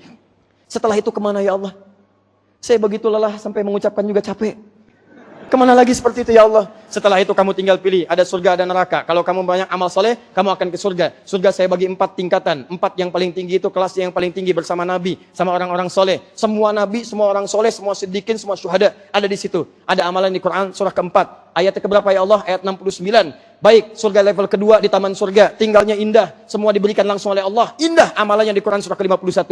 Ayat 15 sampai dengan 23. Surga selanjutnya silahkan tinggal pilih. Ada seluas langit dan bumi. Kamu dari Garden City, belum apa-apa. Ini sempit. Nanti di surga silahkan. Mau maraton, boleh. Seluas langit dan bumi lapangannya. Boleh, di Quran surah ketiga. Ayat 133, amalan di ayat 134. Kalau pengen yang biasa-biasa, yang penting masuk surga, boleh. Quran surah kedua, ayat 25. Ya Allah, kalau yang nggak di situ kemana? Kalau kamu tidak menyiapkan amal soleh, banyak beramal salah, maka muaranya akan neraka. Bahkan ada yang masuk neraka tanpa hisab. Kebanyakan orang taunya masuk surga tanpa hisab. Ada yang neraka tanpa hisab. Quran surah ke-18 misalnya ayat 99 sampai 100. Nerakanya yang paling ringan, Quran surah ke-4 ayat 56. Woi, innal ladzina kafaru bi ayatina sawfa nuslihim nara. Orang-orang yang ingkar susah diingatkan, walaupun dia ringan-ringan masuk ke dalam neraka, kami akan tarik ubun-ubunnya. Masukkan seperti teh celup. Teh celup, bayangkan. Teh celup itu ambil kemudian tehnya celupkan, celup naik, celup naik, celup naik. Masya Allah. Ambil, masukkan, angkat, dimasukkan, basah, angkat lagi, basah, angkat lagi. Kullama nadijat juluduhum. Ini yang paling rendah. Ketika kami masukkan, celupkan, hancur semuanya plus dengan kulit-kulitnya. Kenapa disebutkan kulit? Karena kulit indra perasa yang paling pekat. Jadi kalau kulitnya sudah kena cambukan, sakit, sakit lagi, terkelupas berpulang sakitnya. Saya celupkan ke neraka, hancur kulitnya, saya angkat lagi, badalnahum juludan ghairaha. Saya angkat, saya sembuhkan lagi, supaya kulitnya sembuh jadi baru, merasakan azab lagi seperti sedia kala. 1 harinya masuk situ 1000 tahun, 1 detiknya 48 hari. Kalau nggak percaya silahkan aja, 1 detik 48 hari. Itu yang paling biasa, yang paling dahsyat neraka jahanam. Belum masuk, dah kecium baunya. Quran surah ke-40 ayat 45 sampai dengan 46-nya. Terasa sekali. Ya, an-naru yu'raduna 'alaiha ghuduwa wa 'ashiyya. Neraka ditampakkan dari pagi sampai petang. Di alam kubur, masuknya ke situ 2 golongan, orang munafik dengan orang kafir. Munafik masuk duluan disusul oleh orang kafir. Quran surah ke-4 ayat 140. Ciri-cirinya di Quran surah ke-4 ayat 142 ada semuanya. Mana yang tidak ada? Sudah berapa tahun Anda jadi ayah? Kenapa tidak mengeluarkan tuntunan jadi ayah dalam Al-Quran? Sudah berapa tahun Anda jadi istri?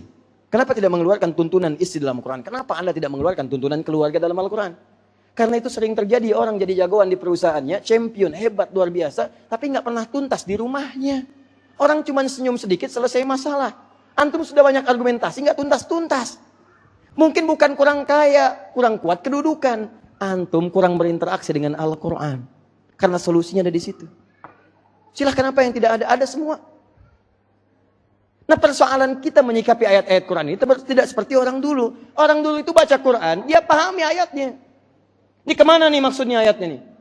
Apakah buat saya atau buat yang lain? Kalau dia pengusaha, dia keluarkan ayat-ayat usaha. Jadikan pedoman dalam kehidupan.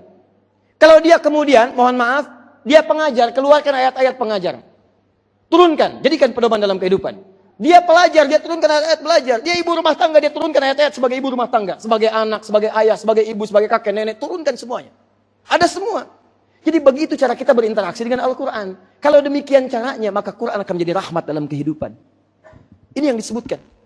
Makanya tidaklah Quran diturunkan kecuali pada Nabi Muhammad SAW. Nabi rahmat, diberikan risalah. Dan risalah itu akan menyelesaikan semua persoalan kehidupan yang dilalui. Tuntas. Nah, menariknya teman-teman sekalian, penjelasan Al-Quran ini disampaikan lewat lisan Nabi dengan perilaku Nabi. Dirangkum oleh para sahabat, disampaikan secara lisan. Setelah itu oleh ulama-ulama setelahnya ditulis tuh. Begitu ditulis jadi kitab hadis. Orang-orang sekarang umumnya mengira kitab hadis itu sekedar kitab bacaan. Dibaca, dipelajari, bikin pengajian, pulang. Padahal kitab hadis itu saat disusun, itu penjelasan dari Al-Quran. Dibikin bab-bab sesuai dengan spesialisasi pekerjaan kita. Contoh, Sahih Al-Bukhari. Ada 97 kitab, 97 bab. Setiap bab itu ada hadisnya. Misal, bab pertama Kitabul Iman, pembahasan tentang iman. Di situ ada 57 hadis. Anda bertanya, ya Allah, ya Rasulullah, kenapa iman saya turun naik seperti lift? Kadang naik, kadang turun. Tapi nggak bisa dikontrol.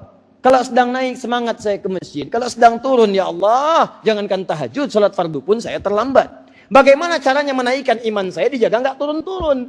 Baca ayat-ayat tentang iman, keluarkan ayatnya. Bagaimana kemudian menjabarkan ayat iman itu? Buka kitab hadis, Al-Bukhari, Kitabul Iman, bab tentang iman, pelajari 57 hadis. Demi Allah saya katakan, iman Anda akan diangkat dan terjaga tidak turun. Kitabul Ilmi, kitab keduanya, tentang pengetahuan. Di Quran ada ayat-ayat ilmu, begini ya cara belajar, begini cara menghafal. Dijelaskan, turunannya di mana? Di hadis. Nih cara belajarnya begini, supaya barokah begini, supaya cepat hafal begini. Kata orang sekarang, ada 4 kriteria penuntut ilmu. 1, cepat ingat. Kemudian yang kedua, cepat ingat, lambat lupa. Yang kedua, cepat ingat, cepat lupa. Yang ketiga, lambat ingat, lambat lupa. Yang repot yang keempat, lambat ingat, cepat lupa. Jadi begitu saya ajarkan, belum paham tuh. Begitu mau ditutup, oh itu maksudnya paham. Keluar masjid, lupa.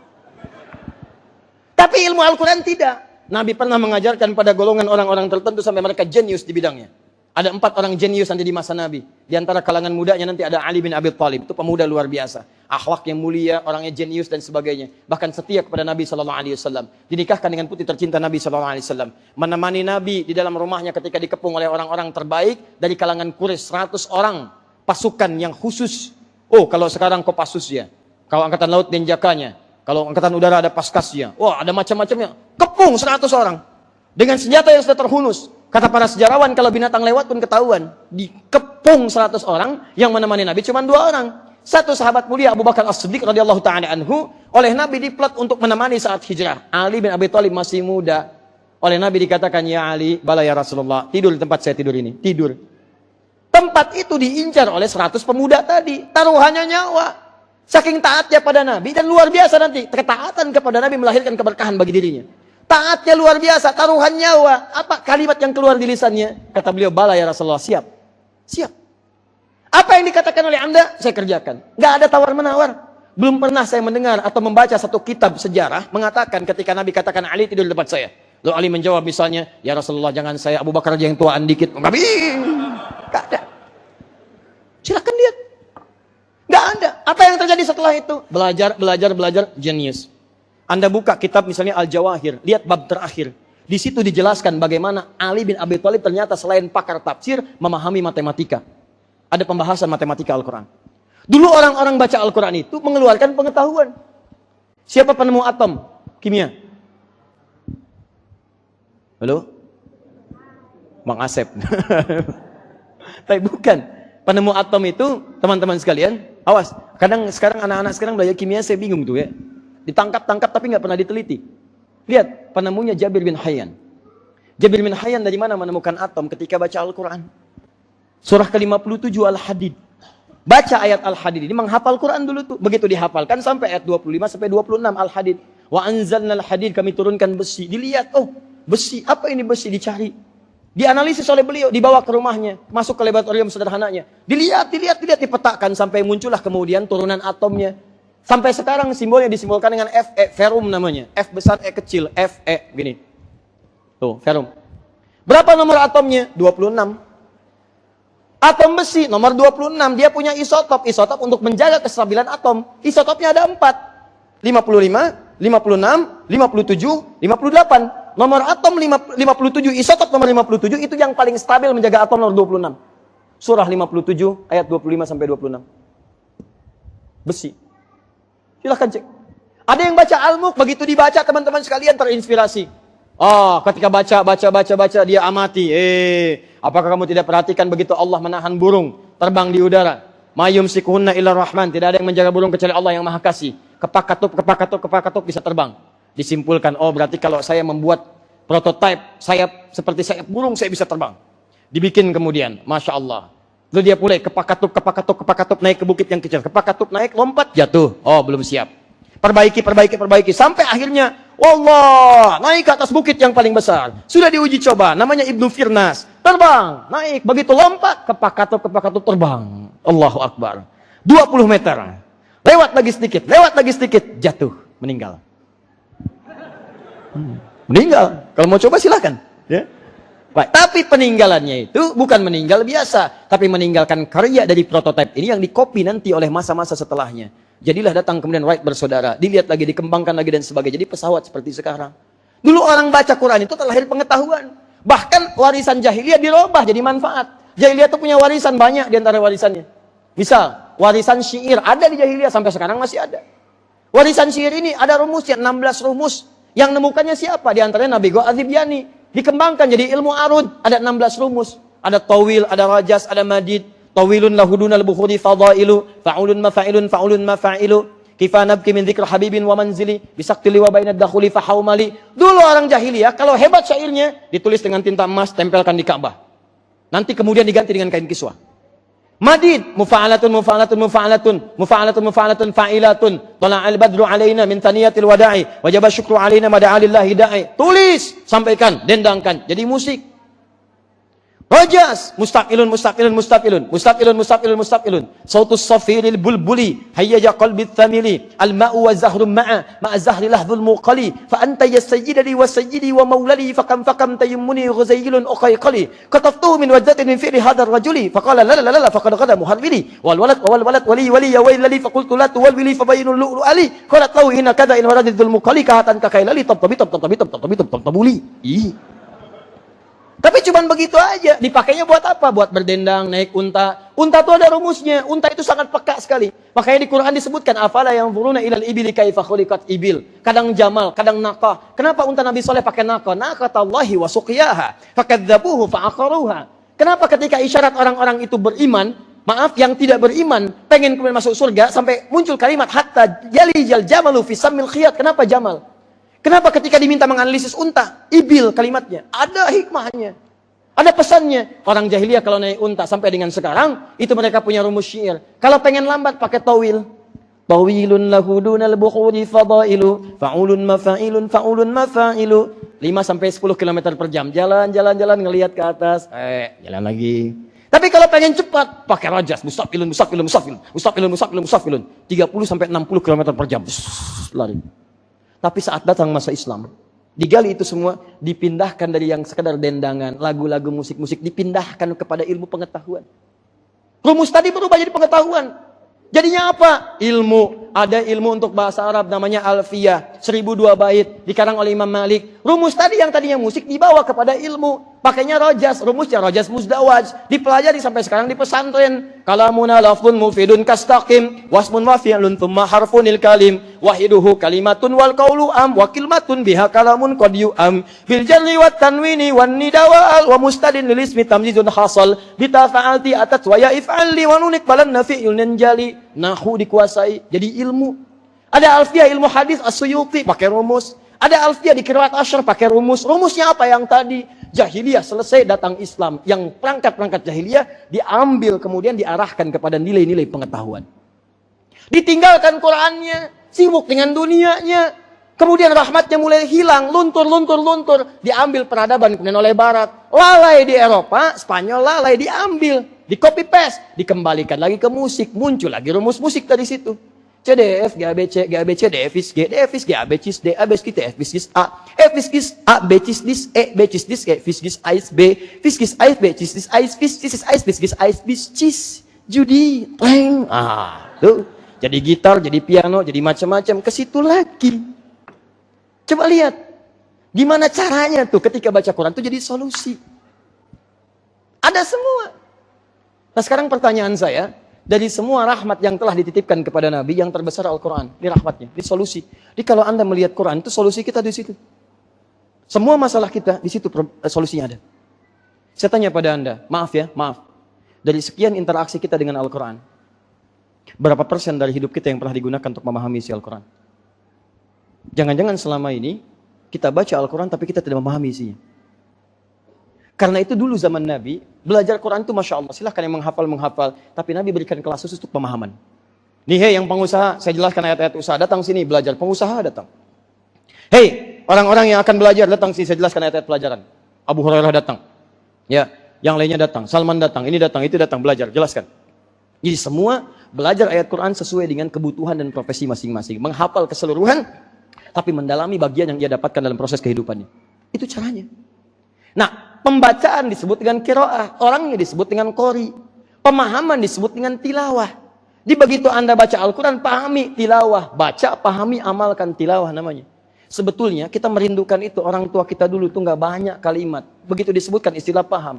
Orang tua kita dulu itu, kalau ada yang baca Quran, pasti di sampingnya diminta menerjemahkan. Dalam acara apapun, mau formal mau tidak, ada yang menerjemahkan di sampingnya. Supaya memberikan pemahaman tentang isinya. Saya tanya pada antum, kalau ada yang baca Quran, ada yang menerjemahkan di sampingnya. Yang menerjemahkan siapa namanya? Tuh, Sari Tilawah. Mungkin yang pertama kali menerjemahkan namanya Bu Sari. Makanya jadi Sari Tilawah. Kalau Pak Muklas Tilawah tuh. Ya. Kalau Pak Adi Tilawah. Ya, sebetulnya bukan Sari Tilawah, cukup tilawah saja. Tilawah, karena di Arab tidak dikenal dengan Sari Tilawah. Ya, mungkin pertama kali di Indonesia namanya Bu Sari, jadi Sari Tilawah. Jadi cukup dengan tilawah saja. Dia ada kalimat-kalimat yang di Arab tidak ada, di Indonesia ada. Ya, itu luar biasa. Paham sampai sini? Nah, jadi pertama, apa hikmah kelahiran Nabi Sallallahu Alaihi Wasallam? Hikmah pertama adalah supaya kita mendapatkan rahmat dalam kehidupan. Apa makna rahmat itu? Supaya selesai problematika hidup kita, mendapatkan solusi. Jadi ternyata Nabi diutus itu untuk mengentaskan kesulitan kita. Jadi kalau hidup antum gak pengen sulit, nih ikuti rahmat Quran. Ikuti rahmat yang melekat pada Nabi. Apa itu Quran? Makanya tiap hari jangan jauh dari Quran. Saya tanya antum, hari ini berapa ayat baca Quran? Berapa ayat antum pahami Quran? Katanya hidupnya pengen mudah, sekarang Allah kasih kemudahan. Antum gak ambil. Sebetulnya yang salah siapa? Anda pengen mudah, di rumah tangga pengen enak, di kantor pengen mudah, rezeki pengen datang dengan cepat. Sekarang Allah jawab, nih saya turunin sejak 15 abad yang lalu. Nih, yang pengen mudah rezeki saya turunin ayatnya. Nih amalannya nih. Wa may yattaqillaha yaj'al lahu makhraja wa yarzuqhu min haitsu la yahtasib. Yang pengen bahagia, nih saya turunin nih amalannya nih. Wattaqullaha la'allakum tuflihun. Yang pengen diampuni dosa, saya turunin amalannya nih. Ya, wa may yattaqillaha yukaffir anhu sayyiati. Saya turunin semua amalannya, ada semua nih, kamu kerjain. Cuman ketika diberikan, antum nggak pakai. Yang salah siapa? Itu masalahnya.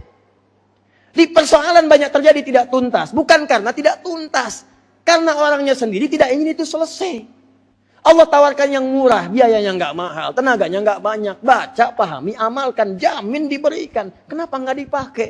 Contohnya ada jahiliyah yang paling buruk aja jadi paling baik. Kenapa antum yang keluar dari jahiliyah tidak bisa mendapatkan kebaikan itu? Rahmat itu. Jadi kalau bahasan tiap hari cuma sekitar Nabi lahir tanggal sekian, bulan sekian, tahunnya tahun gajah, ini itu. Jadi informasi nggak pernah dibawa maknanya. Sejak kapan kita mendapatkan solusi dalam kehidupan? Kita mesti berubah. Mesti berubah. Jangan cuma kota Raminami yang berubah jadi Setia Baja Hitam. Dari RX jadi Robo, dari Robo jadi Bio. Ya, dan sebagainya. Kita mesti berubah. Jadi Quran itu solusi. Quran itu rahmat. Bagian pertama. Di hikmah kelahiran Nabi membawa rahmat. Saya tanya sebentar, masih ada waktu? Halo? Sampai jam berapa? Ya, baik. Insyaallah time, insyaallah ya. Saya 8:30 pulang, antum silahkan teruskan. Dua. Saya agak cepat. Dua. Jadi gini cara memahaminya. Hikmah kelahiran Nabi SAW. Hikmah pertama supaya kita mendapat rahmat. Di mana cara mendapatkan rahmat? Lewat Al-Quran. Jadi walaupun nabinya sudah tidak ada, Qurannya masih ada. Jadi pelajari Qurannya nih. Mempelajari Qurannya bagaimana? Sesuai keterangan Nabi. Dari mana dapatnya? Dari orang-orang yang pernah belajar dengan Nabi. Dari mana menemukannya? Lihat kitab-kitab hadis. Di kitab hadis itu dijelaskan. Ini loh kata Nabi, ini kata Nabi, ini kata Nabi. Jadi sekarang cara prakteknya begini. Jangan semua harus dibaca. Kalau pengen dibaca nggak ada masalah. Tapi ketika ingin diamalkan, keluarkan antum profesinya apa. Keluarkan ayatnya. Keluarkan hadisnya, buka. Misal, saya pengen mendalami dulu masalah ibadah, boleh buka kitab Sunan. Abu Daud, At-Tirmidzi, An-Nasai, itu untuk ibadah. Saya pengen yang umum Ustaz, saya di pemerintahan, buka Kitabul Imarah. Ustaz, saya bagian di keluarga aja, buka Kitabul A'ilah, Usrah. Ustaz, saya ini di bisnis, ada tuntunannya enggak? Buka Kitabul Tijarah, ada semua. Rinci, lengkap, keluarkan. Belajar.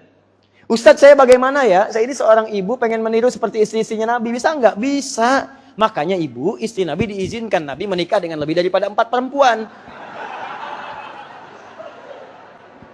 Kenapa ketawa? Belum selesai kalimat saya.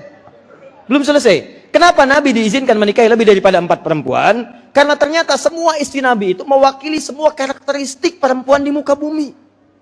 Itu hikmahnya.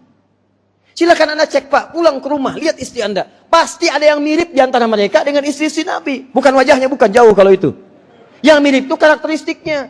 Dari yang paling cemburuan sampai yang paling perhitungan akan ada. Sebelum menikah dengan Nabi, itu Allahu Akbar, hitungannya dunia, uang belanja. Setelah menikah dengan Nabi, dirubah oleh Nabi. Bagaimana caranya satu kurma jadi ibadah. Sebelum menikah dengan Nabi, cemburunya urusan-urusan dunia. Setelah menikah dengan Nabi, cemburunya urusan akhirat. Kalau si fulanah pernah sholat dengan Nabi, maka malam ini pun ketika Nabi di rumah saya akan sholat dengan Nabi. Kalau dia mengetahui ayat yang turun, saya pun mesti tahu. Urusan akhirat cemburunya. Bagaimana Anda kemudian lihat ketika pulang ke rumah Anda dapati istri saya seperti ini. Ada yang gesit seperti Sayyidah Aisyah. Ada yang kalem seperti Saudah binti Zam'a. Tapi sulit menemukan seperti Sayyidah Khadijah. Mungkin di antaranya ada, tapi tidak mudah. Sayyidah Khadijah itu Masya Allah. Buka Al-Bukhari. Nomor hadis yang keempat sampai kelima. Paling kanan sebelah bawah sampai kiri atas. Allahu Akbar. Sampai Nabi dengan semua sikapnya itu menyebut beliau. Bahkan setelah wafatnya dalam tidurnya Nabi menyebut Khadijah. Khadijah. Khadijah. Sampai kata Sayyidah Aisyah, apa keistimewaan Sayyidah Khadijah? Saya pengen seperti itu. Saya pengen teladani kenapa yang disebut Khadijah saja. Saya pengen ketika Anda tidur menyebut Aisyah, Aisyah, apa keistimewaannya? Disebutkan oleh Nabi. Saya kisahkan sedikit. Nabi setelah menerima wahyu Iqra itu, malaikat Jibril menyamar dalam bentuk laki-laki. Kelihatan wajahnya seperti wajah manusia, nyamar. Iqra, Iqra dan seterusnya turun ayat. Satu kemudian ketika Nabi senang datang lagi ke Gua Hira, naik ke atas. Jarak dari rumah Nabi 6 sampai 7 kilo sampai bawah, naik lagi ke atas 700 meter. Saya pernah naik itu. Begitu naik sampai ke atas ditungguin, wahyu tidak turun. Siang-siang. Karena belum turun diputuskan pulang, siang-siang lah sekitar jam 2-an, kurang lebih. Turun dari Gua Hira di atas, turun ke bawah. Begitu di jalan ada suara manggil. Suara ini manggilnya singkat. Muhammad. Muhammad. Nengok kanan, nengok kiri, depan belakang. Gak ada kelihatan orang. Kanan kosong, kiri kosong, belakang melompong, depan kosong. Lihat ke atas, Muhammad. Ada makhluk kata Nabi. Yaqudu bainas sama'i wal ard. Duduk di antara langit dan bumi. Begini manggil Muhammad. Nama siapa? Aziz. Aris. Riz. Besok siang-siang jam 2. Keluar dari masjid ini. Begitu keluar kosong ada panggilan. Haris. Haris. Nengok kanan kosong. Kiri kosong. Belakang gak ada orang. Depan gak ada. Tiba-tiba ke atas, jubah putih, rambut agak panjang. Haris. Saya tanya, respon antum bagaimana? Tuh. Yang lain yang jawab lari. Masih ada kesempatan melarikan diri. Dalam bahasa Arab, ketakutan yang membuat bulu kuduk naik. Tapi ada peluang untuk mengelak disebut dengan ra'iba. Kata Nabi, faru'ibtu minhu. Saya takut. Ditakut itu fitrah. Nabi aja takut. Gak apa-apa. Tapi takut yang mendekatkan diri kita kepada Allah Subhanahu wa ta'ala. Bulu kuduk saya naik, tapi saya menghindar. Saya cepat-cepat meninggalkan tempat itu. Cepat-cepat. Sampai kemudian tiba di depan rumahnya mengucapkan salam, dibuka oleh istrinya. Begitu dibuka, Allahu Akbar. Melihat wajah istrinya saja, setengah kegelisahannya hilang. Baru lihat wajah istri. Gimana caranya tuh suami sedang punya masalah di luar. Gelisah, luar biasa, nggak tenang. Begitu nyampe rumah, lihat wajah istri, baru lihat. Setengah kegelisahannya hilang, baru lihat. Allahu Akbar. Bisa nggak begitu tuh? Sayyidah Khadijah, Bu. Haris pulang, di kantor ada masalah. Ramai masalahnya, Allah. Nyampe ke rumah, begitu ketuk pintu, dibuka oleh istri. Assalamualaikum, waalaikumsalam. Lihat wajah istri. Masalah tambah. Ini susah. Khadijah, bukan. Khadijah tidak. Ibu makanya belajar, Bu. Buka tuh, buka. Gimana caranya bisa begitu tuh? Begitu dilihat indah. Makanya di Quran, perempuan itu kalau sudah jadi istri disebutnya rembulan. Ya, saya melihat. Inni ara ahada asyara kaukaban wasyamsa wal qamara ra'aituhum li sajidin.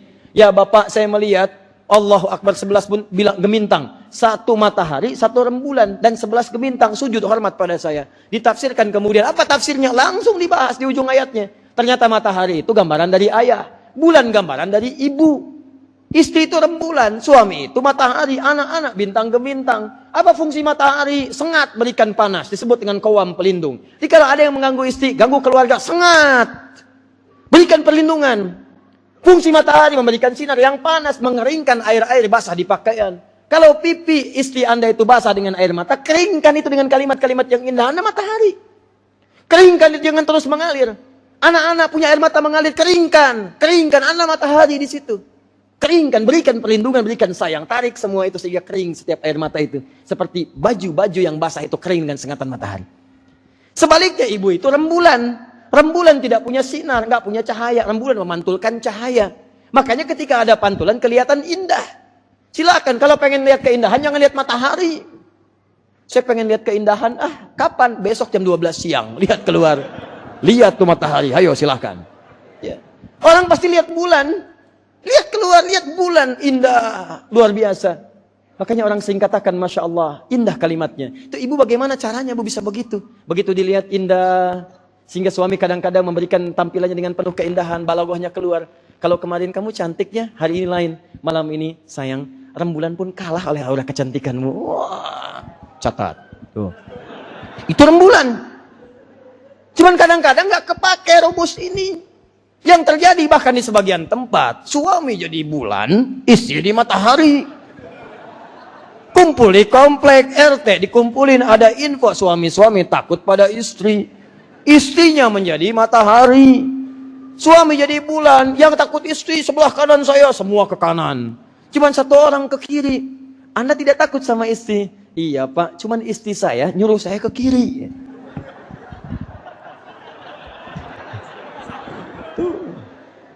Repot kalau sudah begini ya nggak bagus. Dengan kekuatan bulan, aku menghukummu. Menghukummu enak aja. Tuh. Jadi nggak enak kehidupan. Khadijah tuh begitu, keluar rumah enak, begitu masuk hilang setengahnya. Radhiyallahu taala anha. Setelah itu apa yang terjadi? Digenggam tangannya. Kata Nabi, zammiluni, zammiluni, selimuti aku, selimuti aku, selimuti aku. Digenggam tangannya, dibawa ke kamar itu. Istirahat beliau diselimuti oleh Sayyidah Khadijah. Perhatikan, begitu keluar kalimat di kata-kata yang indah itu, datanglah ketenangan yang luar biasa. Zaujul karim bima ma'na. Suamiku sayang, engkau orang baik. Engkau orang baik. Engkau penyambung silaturahim. Engkau orang sangat dermawan. Yakinkan pada dirimu, tidak akan pernah ada yang mencelakaimu. Yakinkan pada jiwamu, aku akan bersamamu dalam suka dan duka. Aku akan bersamamu dalam suka dan duka. Begitu kalimat itu mengalir di lisan dengan penuh kebeningan itu menghunjam ke jiwa Nabi SAW, muncul ketenangan dari diri beliau. Begitu tenang, turun. Ternyata itu wahyu. Allah memperkenalkan malaikat dalam bentuk rupa aslinya. Turun kemudian kalimat, Ya ayyuhal muddathir, qum fa'anzir, wa rabbaka fakabbir, wa thiyabaka fatahhir, dan seterusnya ayat. Itulah asbabun nuzulnya turun surah Al-Mudaththir. Tapi orang banyak membahas tentang Al-Mudaththirnya. Jarang sekali ada yang membahas tentang pengantarnya. Di situ ada keindahan dalam rumah tangga. Indah Bu. Di mana menemukan seperti itu? Cari kitab-kitab musnad. Di kitab musnad itu ada riwayat-riwayat. Kalau Anda ingin seperti Sayyidah Aisyah, buka. Berapa banyak Sayyidah Aisyah meriwayatkan hadis. Pelajari hadisnya. Kegesitannya. Saudah binti Zam'ah, kesabarannya. Nabi itu romantis, 156 canda Nabi di rumah tangga Pak. Ya, nggak semuanya serius. Ada canda yang melahirkan hikmah. Begitu datang, itu istri itu sudah sepuh luar biasa. Sedang menanak adonan, bikin adonan. Datang Nabi, tiba-tiba nyolek adonan, dicolekkan di kening istrinya. Ketawa bersama. Bertemu Sayyidah Aisyah, sampai balap lari. Olahraga bareng-bareng. Kata Sayyidah Aisyah diriwayatkan, aku sering berolahraga dengan Nabi. Aku berlomba, dan aku sering menang. Tapi ketika aku semakin gemuk, aku kalah lagi. Aku nonton bareng-bareng bersama Nabi, nonton gulat. Aku digendong oleh Nabi. Gendong. Masya Allah. Luar biasa tuh. Ya, silahkan cek. Jadi ada semua keindahan di dalamnya. Saya tanyakan pada Anda, berapa kita mengeluarkan ayat rahmat dalam kehidupan? Al-Quran. 2. Tidak disebutkan rahmat dalam Al-Quran, teman-teman sekalian. Maaf. Kecuali menunjuk pada aspek hubungan yang baik dengan sesama. Sama makhluk. Akhlak mulia dengan sesama. Saya batasi dengan batas yang jelas. Lingkungan. Ada yang mengatakan hablu minan nas, kalau nas manusia saja. Tapi ini tidak melampaui batas kemanusiaan. Bahkan maaf, hablu minal hayawan, dengan hewan baik. Dengan tumbuhan baik. Silakan Anda cek. Ketika Allah mengutus Nabi sebagai rahmat, turun keterangan-keterangan dari Nabi. Bukan cuma dengan manusia. Ada ayat-ayat mengatur kita berinteraksi dengan manusia. Silahkan cek ya. Demi Allah saya katakan. Ketika Anda diciptakan sebagai manusia, turun keterangan Quran. Bangun hubungan baik dengan sesama. Tunjukkan pada saya satu ayat saja dalam Al-Quran yang meminta kita untuk bersikap yang tidak baik dengan manusia. Diatur semua. Mulai lisan diatur. Buka Quran surah 49 ayat 11-12. Ya ayyuhalladzina amanu, hai orang-orang yang masih merasa punya iman. Iman kita dipertaruhkan di situ. La yaskhar qaumin qaum, jangan saling mencela. Cukup orang-orang itu beriman, baca Quran, dipraktekkan, tenang, enggak ada celaan. Tunjukkan pada saya ayat Quran yang meminta kita saling mencela. Enggak ada. Anda belajar Quran dengan benar, lisan itu akan manis kalimatnya, enak didengarnya. Berapa kali perselisihan terjadi karena celaan? Berapa kali pertarungan terjadi karena celaan? Berapa kali dendam itu muncul karena celaan? Berapa kali kemudian pertarungan terjadi karena celaan? Celaan. Kata Quran, jangan mencela. La yaghtab ba'dukum ba'dha, jangan gibah, jangan gosip, jangan bikin hoax. Berapa kali kemudian salah paham terjadi karena tulisan yang keliru? Karena video yang terpotong-potong. Karena ini yang diberikan, itu yang digunjingkan, muncul. Cukup Anda baca Quran, satu ayat baik Anda. Baik. Jangan gibah, jangan tinggalkan. Di sekarang aneh, katanya baca Quran, katanya beriman. Acara gosip pasti ditonton, dinikmati juga. Berita hari ini, berita hari ini. Tentang ini, tentang itu, tentang ini, tentang itu. Gibah semua isinya. Dosa dinikmati, aneh. Katanya pengen masuk surga. Tapi dosa dikerjakan. Saya enggak Ustaz, alhamdulillah, saya tinggalkan semua itu. Alhamdulillah, bagus. Tidak seperti ibu yang itu tuh Ustaz tuh. Itu ibu tuh, aduh. Sudah, kalau sudah selesai, sudah tinggalkan, selesai, tuntas. Anda ini aneh demi Allah, saya katakan. Manusia sekarang tuh aneh. Pengen ke surga, tapi amalan surga nggak dikerjakan. Nih, saya cek nih ya, saya cek nih. Ini untuk mengetahui aja, apakah terjadi keanehan dalam diri manusia? Lihat sini. Yang pengen masuk surga, angkat tangan. Masya Allah. Surga Firdaus, angkat tangan. Masya Allah. Bersama Rasulullah SAW. Masya Allah, luar biasa. Alhamdulillah, alhamdulillah. Sekarang, yang tidak punya dosa, angkat tangan. Tidak. Yang dosanya sedikit, angkat tangan. Yang dosanya agak banyak kan, angkat tangan. Yang banyak dosanya, angkat tangan. Ulang, turunkan dulu ya. Sudah. Saya ulang. Yang banyak dosa, angkat tangan. Yang banyak dosa, angkat tangan. Baik. Yang pengen masuk surga, angkat tangan. Yang pengen masuk surga Firdaus, angkat tangan. Sudah, turun. Nih, saya kasih tahu ya. Nabi Adam itu pernah berbuat salah sedikit, diizinkan oleh Allah berbuat salah supaya mengajarkan tobat. Tobat ini diikuti nanti oleh anak cucunya yang bukan Nabi dan Rasul. Nabi Adam salah sedikit, makan sedikit buah khuld dinyicipin, keluar dari surga. Antum banyak dosa, pengen masuk. Kebayang nggak? Aneh manusia. Dia ada orang-orang aneh. Apa di antara anehnya? Pengen ke surga, surganya tingkat tinggi, surga Firdaus bersama Nabi. Dosa banyak. Bagaimana caranya? Turun rahmat Allah Subhanahu wa taala. Diberikan satu amalan-amalan yang dengan rahmat itu dosa semua akan digugurkan. Maka ketika Nabi diutus menjadi rasul, teman-teman sekalian, diberikan bagian kedua dari makna rahmat. Apa di antara makna rahmat itu selain solusi? Maka yang kedua, turun keterangan dari Al-Qur'an, disebutkan rahmat dalam Al-Qur'an, ampunan dari semua jenis dosa. Muncul ayat-ayatnya. Kalau dosa begini, ini cara tobatnya, ini istighfarnya. Kalau salah di rumah tangga, ini cara tobatnya. Kalau salah dengan tetangga, ini cara tobatnya. Kalau salah dengan Allah, ini cara tobatnya. Lengkap diurutkan. Dari panduan Quran surah 4 ayat 17 sampai dengan 18. Dari Quran surat Nuh ayat yang ke-10 dengan istighfar. Amalan sebelum subuh istighfar. Quran surah ke-51 ayat 18. Sampai dengan tobat yang sesungguhnya ada. Sampai diminta satu keluarga jaga dari neraka. Quran surah ke-66 ayat yang ke-6 ada. Qu anfusakum wa ahlikum nar, jaga, jangan sampai wafat kalian nggak tobat, jaga. Bahkan dikasih contoh, kalau kalian nggak mau tobat tadi seperti ini Firaun nih. Saya itu punya sifat rahmat, sebelum wafat saya kirimkan jalan untuk berubah.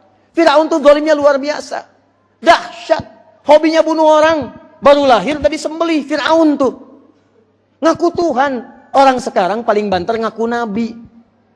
Tuh Nabi terakhir tahun 2016 kemarin dari Subang. Ahmad namanya, AM lah singkatannya, nggak perlu disebutkan. Ngaku Nabi, terus jualan tiket ke surga 2 juta satunya. Betul. Silahkan googling, ketemu. Saya diskusi dengan MUI Jawa Barat. Di Jawa Barat itu hampir tiap bulan ada Nabi baru. Tuh.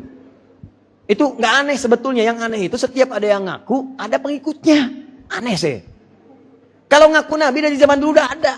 Firaun ngaku Tuhan, umat-umat sekarang ngaku Nabi. Dari zaman Nabi setelah wafat sudah ada Musailamah Al-Kadzab. Itu orangnya keren tuh bahasa Arabnya. Dia tahu bohong itu salah, cuman saat bohong lupa kalau itu salah. Dia tahu korupsi itu salah, cuman saat korupsi lupa kalau itu salah. Dia tahu gibah itu keliru, cuman saat gibah lupa kalau itu tuh dosa. Lupa. Jadi nggak ada manusia yang tidak salah. Kalau antum salah, berarti memang antum manusia. Cuman manusia itu punya syariat tobat. Adam salah, diturunkan syariat tobat. Rabbi kalimatin fataba alaihi. Kami turunkan kalimat-kalimat, dia tobat. Jadi bedanya Adam dengan iblis itu salah. Diberi jalan untuk tobat, malah nggak mau. Bahkan diberi waktu oleh Allah, ditanya dulu. Ketika dia nggak mau sujud, Al-Baqarah 34, wa idh qulna lil malaikati isjudu li Adam fasajadu illa aba. Dia enggan untuk sujud, wastakbar, sombong. Sombong itu nggak dibiarkan oleh Allah. Diberi kesempatan untuk kembali tobat. Buka Quran surah ke-7 ayat 11 sampai dengan 13. Ditanya, "Ma mana'aka alla tasjuda id amartuk?" Kamu kenapa enggak mau sujud ketika aku perintahkan? Bukan sujudnya yang penting, ini perintah saya. Saya yang perintahkan. Itu isyarat kamu salah nih. Ayo kembali, tobat. Dia enggak mau, dia katakan, "Ana khairum minhu. Khalaqtani min narin wa khalaqtahu min tin." Saya lebih hebat daripada Adam. Kau ciptakan saya dari api, dia dari tanah. Enggak level yang dari api sujud kepada yang dari tanah. Hormat enggak level. Qala fakhruj minha. Keluar kamu dari sini. Laknat Allah melekat kepadanya. Jadi iblis itu ketika salah, dia nggak mau tobat. Makanya disebut iblis, balasa. Yang tertutup oleh keburukan-keburukan. Tapi ada manusia, kita manusia. Begitu salah, tobat. Jadi kalau ada orang salah, antum salah, saya salah, wajar.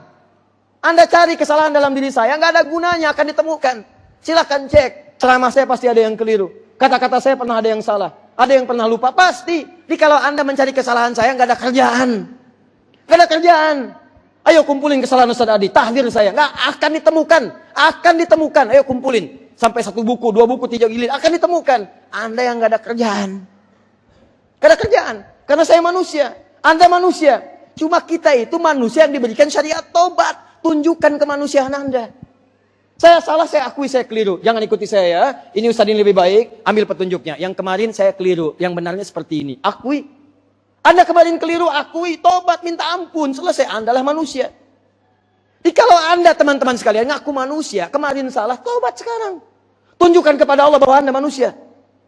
Jadi kalau sampai malam ini Anda diberikan kesempatan hidup barangkali, inilah cara Allah untuk mengampuni dosa kita. Supaya kita istighfar. Tobat. Tobat, tobat, tobat. Sebelum wafat. Kita nggak tahu kita akan pulang. Kita tidak tahu kapan kita pulang. Mungkin malam ini bisa jadi tidur terakhir yang pernah kita lakukan di muka bumi. Maukah Anda diwafatkan dalam keadaan berbuat maksiat? Tobat. Ya. Dia aneh kalau ada orang aku manusia tapi nggak mau tobat. Mungkin itu genderuwo yang sedang menyamar. Ya. Paham? Itulah poin, itulah rahmat. Nah, terakhir, ini saja yang kita ambil. Jadi sesuai dengan waktu yang diberikan. Kita selesai barangkali 14 menit ke depan. Lihat baik-baik. Yang terakhir, ketika disebut rahmat, saya sebelum masuk ke yang terakhir ini, ya, lihat, sudah 3 saya sebutkan. 1, masih ingat? Solusi, isinya ada di ayat Quran. Jadi, turunkan ayat-ayat Quran jadi pedoman kehidupan. Kedua, rahmat disebutkan untuk mengatur baik hubungan dengan sesama. Ya, maaf ya, bukan hanya dengan manusia, dengan hewan, dengan tumbuhan, harus bersikap baik. Jadi kalau di sekitar ini ada taman, rawat. Jangan dirusak. Bahkan ada gerakan tanam pohon ini, itu ada di hadis tuh. Banyak pahalanya. Itu justru ada di hadis banyak. Diriset oleh orang-orang Yahudi, dipraktekkan oleh mereka. Yang punya hadisnya kita, yang praktekkan orang lain. Ayo keluarin. Dahsyat di Islam itu. Teman-teman ya, dalam suasana perang aja ya. Perang nih, perang itu kan kecamuknya tinggi tuh. Kecamuknya tinggi, emosinya luar biasa. Makanya ayat perang dalam Quran tidak dibuka dengan bismillah. Satu-satunya surat yang tidak dibuka dengan bismillah, surat ke-9, At-Taubah, Al-Bara'ah. Kenapa tidak dibuka dengan bismillahirrahmanirrahim? Karena pembukanya ayat perang. Bara'atum minallah dan seterusnya ayat. Sekarang diizinkan ayo perang. Sedangkan dalam perang itu tidak ada rahman, tidak ada rahim. Nggak ada kasih sayang dalam perang. Pernah antum dengar orang berperang berkasih sayang? Saya izin nembak ya. Dor, sakit nggak? Maaf ya. Nggak ada, tembak ya tembak. Bom ya bom, namanya perang. Ya. Tapi cuma dalam Islam ketika Anda berperang. Jangan sakiti orang tua. Jangan lukai para wanita. Jangan eksekusi anak-anak kecil. Jangan hancurkan rumah ibadah. Jangan rusak tanaman. Jangan rusak tanaman, Anda bayangkan tuh. Dalam perang masih dilarang merusak tanaman. Maka kalau ada suasana damai, bukan perang, ada yang nyabutin hutan, nyabutin pohon, merusak tanaman, dosanya gede itu. Dosanya besar. Dalam perang aja jangan rusak tanaman. Antum suasana damai cabutin pohon-pohonan, rusak tanaman, gundulin hutan, datang banjir bandang menimpa sebagian penduduk, ada yang meninggal, ada yang macam-macam, dosanya berkali lipat tuh. Coba bayangkan Nabi rahmat sama hewan luar biasa. Makanya sahabat-sahabatnya perhatian pada hewan. Bayangkan dalam penyembelihan, orang sembelihan asal aja sembelih. Kata Nabi Allah, "Idza dzabhtum fa'ahsinu dzibha." Kalau kalian akan menyembelih, baguskan sembelihan itu, baguskan sembelihan. Tajamkan pisaunya, tajamkan asah supaya tidak menyakiti hewannya. Kalau perlu 1 kali, begitu gesek, selesai. Tajamkan. Dan saat menajamkan pun tidak boleh dilakukan di depan hewan yang disembelih. Enggak boleh. Mana yang mau disembelih? Kandidat selanjutnya. Gesek. Sabar ya. Sabar. Dosa. Tuh. Adab. Pada hewan yang akan disembelih pun ada adabnya. Apalagi dengan manusia. Tumbuhan disayangi. Hewan kemudian dirawat. Manusia apalagi. Jadi kalau ada orang berkasih sayang dengan tumbuhan. Hewan dielus-elus. Dengan manusia apalagi sesama muslim saling mencela. Saling berselisih. Cuman beda paham dalam masalah-masalah ibadah yang sifatnya furu'iyah. Bisa saling mencela. Ini karena gara satu kunut, satu enggak, jadi ribut. Yang salah itu yang nggak sholat subuh. Yang nggak kunut ada dalilnya. Yang kunut ada dalilnya. Nggak ada masalah. Kenapa harus saling ribut? Sami Allahu liman hamidah. Baik. Allahumma hdina fiman hadait. Bid'ah. Bid'ah keluar. Ada lagi ngimamin. Satu nggak kunut. Dia kunut. Begitu selesai sujud sahwi. Kenapa? Cuman karena beda bismillah. Satu jarak, satu sir. Ribut. Saya tugas di Mekah 2010. Isya. Menerima jemaah pertama Indonesia kalau terhaji. Begitu ngimamin Syekh Sudes. Madhab di sana Hambali. Bismillahnya sir. Kalau di Mesir Syria. Syafi'i. Bismillahnya jahar. Libya, Afrika Utara ke sana Maliki nggak dibaca, sama dengan Hanafi Asia Selatan. Di Saudi Arabia Hambali sir. Bismillahirrahmanirrahim. Alhamdulillahi Rabbil Alamin. Sir. Jemaah pertama kita datang, begitu mendengar nggak dibaca Bismillah, kedengaran sir. Wah, imamnya Muhammadiyah. Imam Muhammadiyah cabang Masjidil Haram. Ketuanya Sesudes. Anda bayangkan tuh. Saya di Libya ngajar anak-anak teman-teman. Datang. Saya bilang saya beri tugasnya sama antum. Balik ke Indonesia kalau liburan.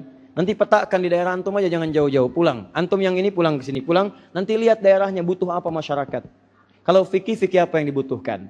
Kalau ekonomi apa yang perlu disiapkan. Nanti balik lagi ke sini. Kita pelajari kebutuhan masyarakat antum. Sehingga antum pulang jadi solusi. Bukan cuma bengong ceramah pada pembahasan yang tidak dibutuhkan. Baik pulang mereka. Setelah pulang datang balik, saya tanya, antum kemana? Saya ke tempat ini Ustaz. Apa pertanyaan pertama kali? Saya tanyakan, berapa persen muslimnya di sini? Alhamdulillah Ustaz, 95% muslim. Oh begitu, 5%-nya apa? Muhammadiyah. Muhammadiyah. Oh, banyak. Susah kalau sudah begini. Baca ada dalilnya, sepakati. Beda pandangan, toleransi. Ini ada dalil. Mungkin ini kemudahan. Dibuat supaya lebih mudah, bukan untuk berselisih. Jelas insya Allah? Jelas? Masuk Peko? Masuk ya. Nah, teruskan.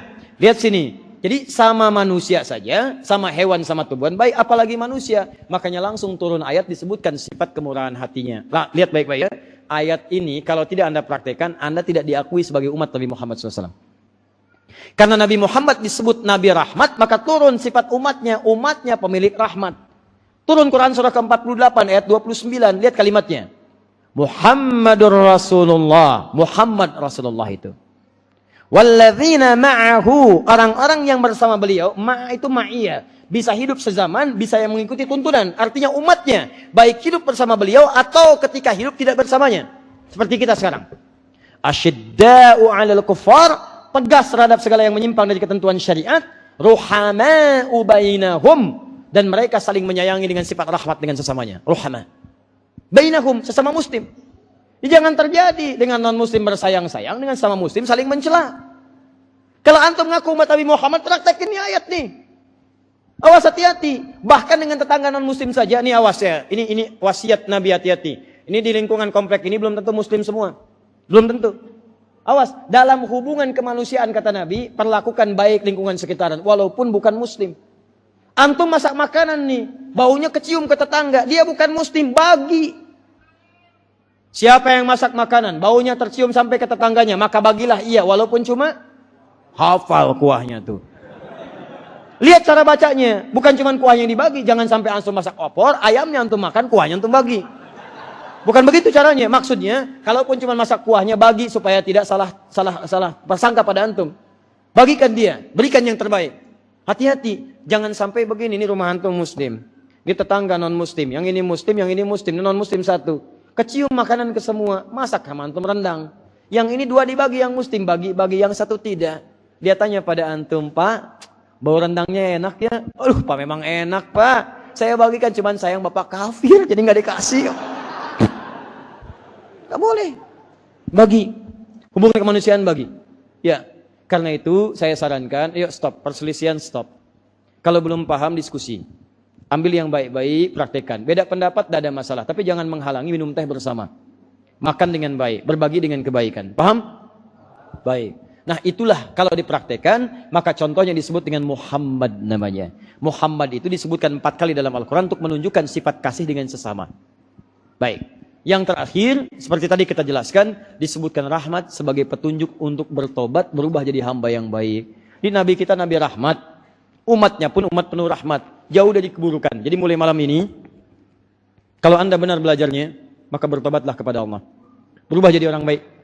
Maaf ya, besok kalau kerja, jadilah muslim yang baik dalam bekerja. Pengusaha muslim, kerja yang baik, hindarkan yang tidak baik. Korupsi tinggalkan, bohong tinggalkan, berselisih tinggalkan. Kalau berniaga, berniaga yang baik. Nabi kita Nabi rahmat, antum umat rahmat.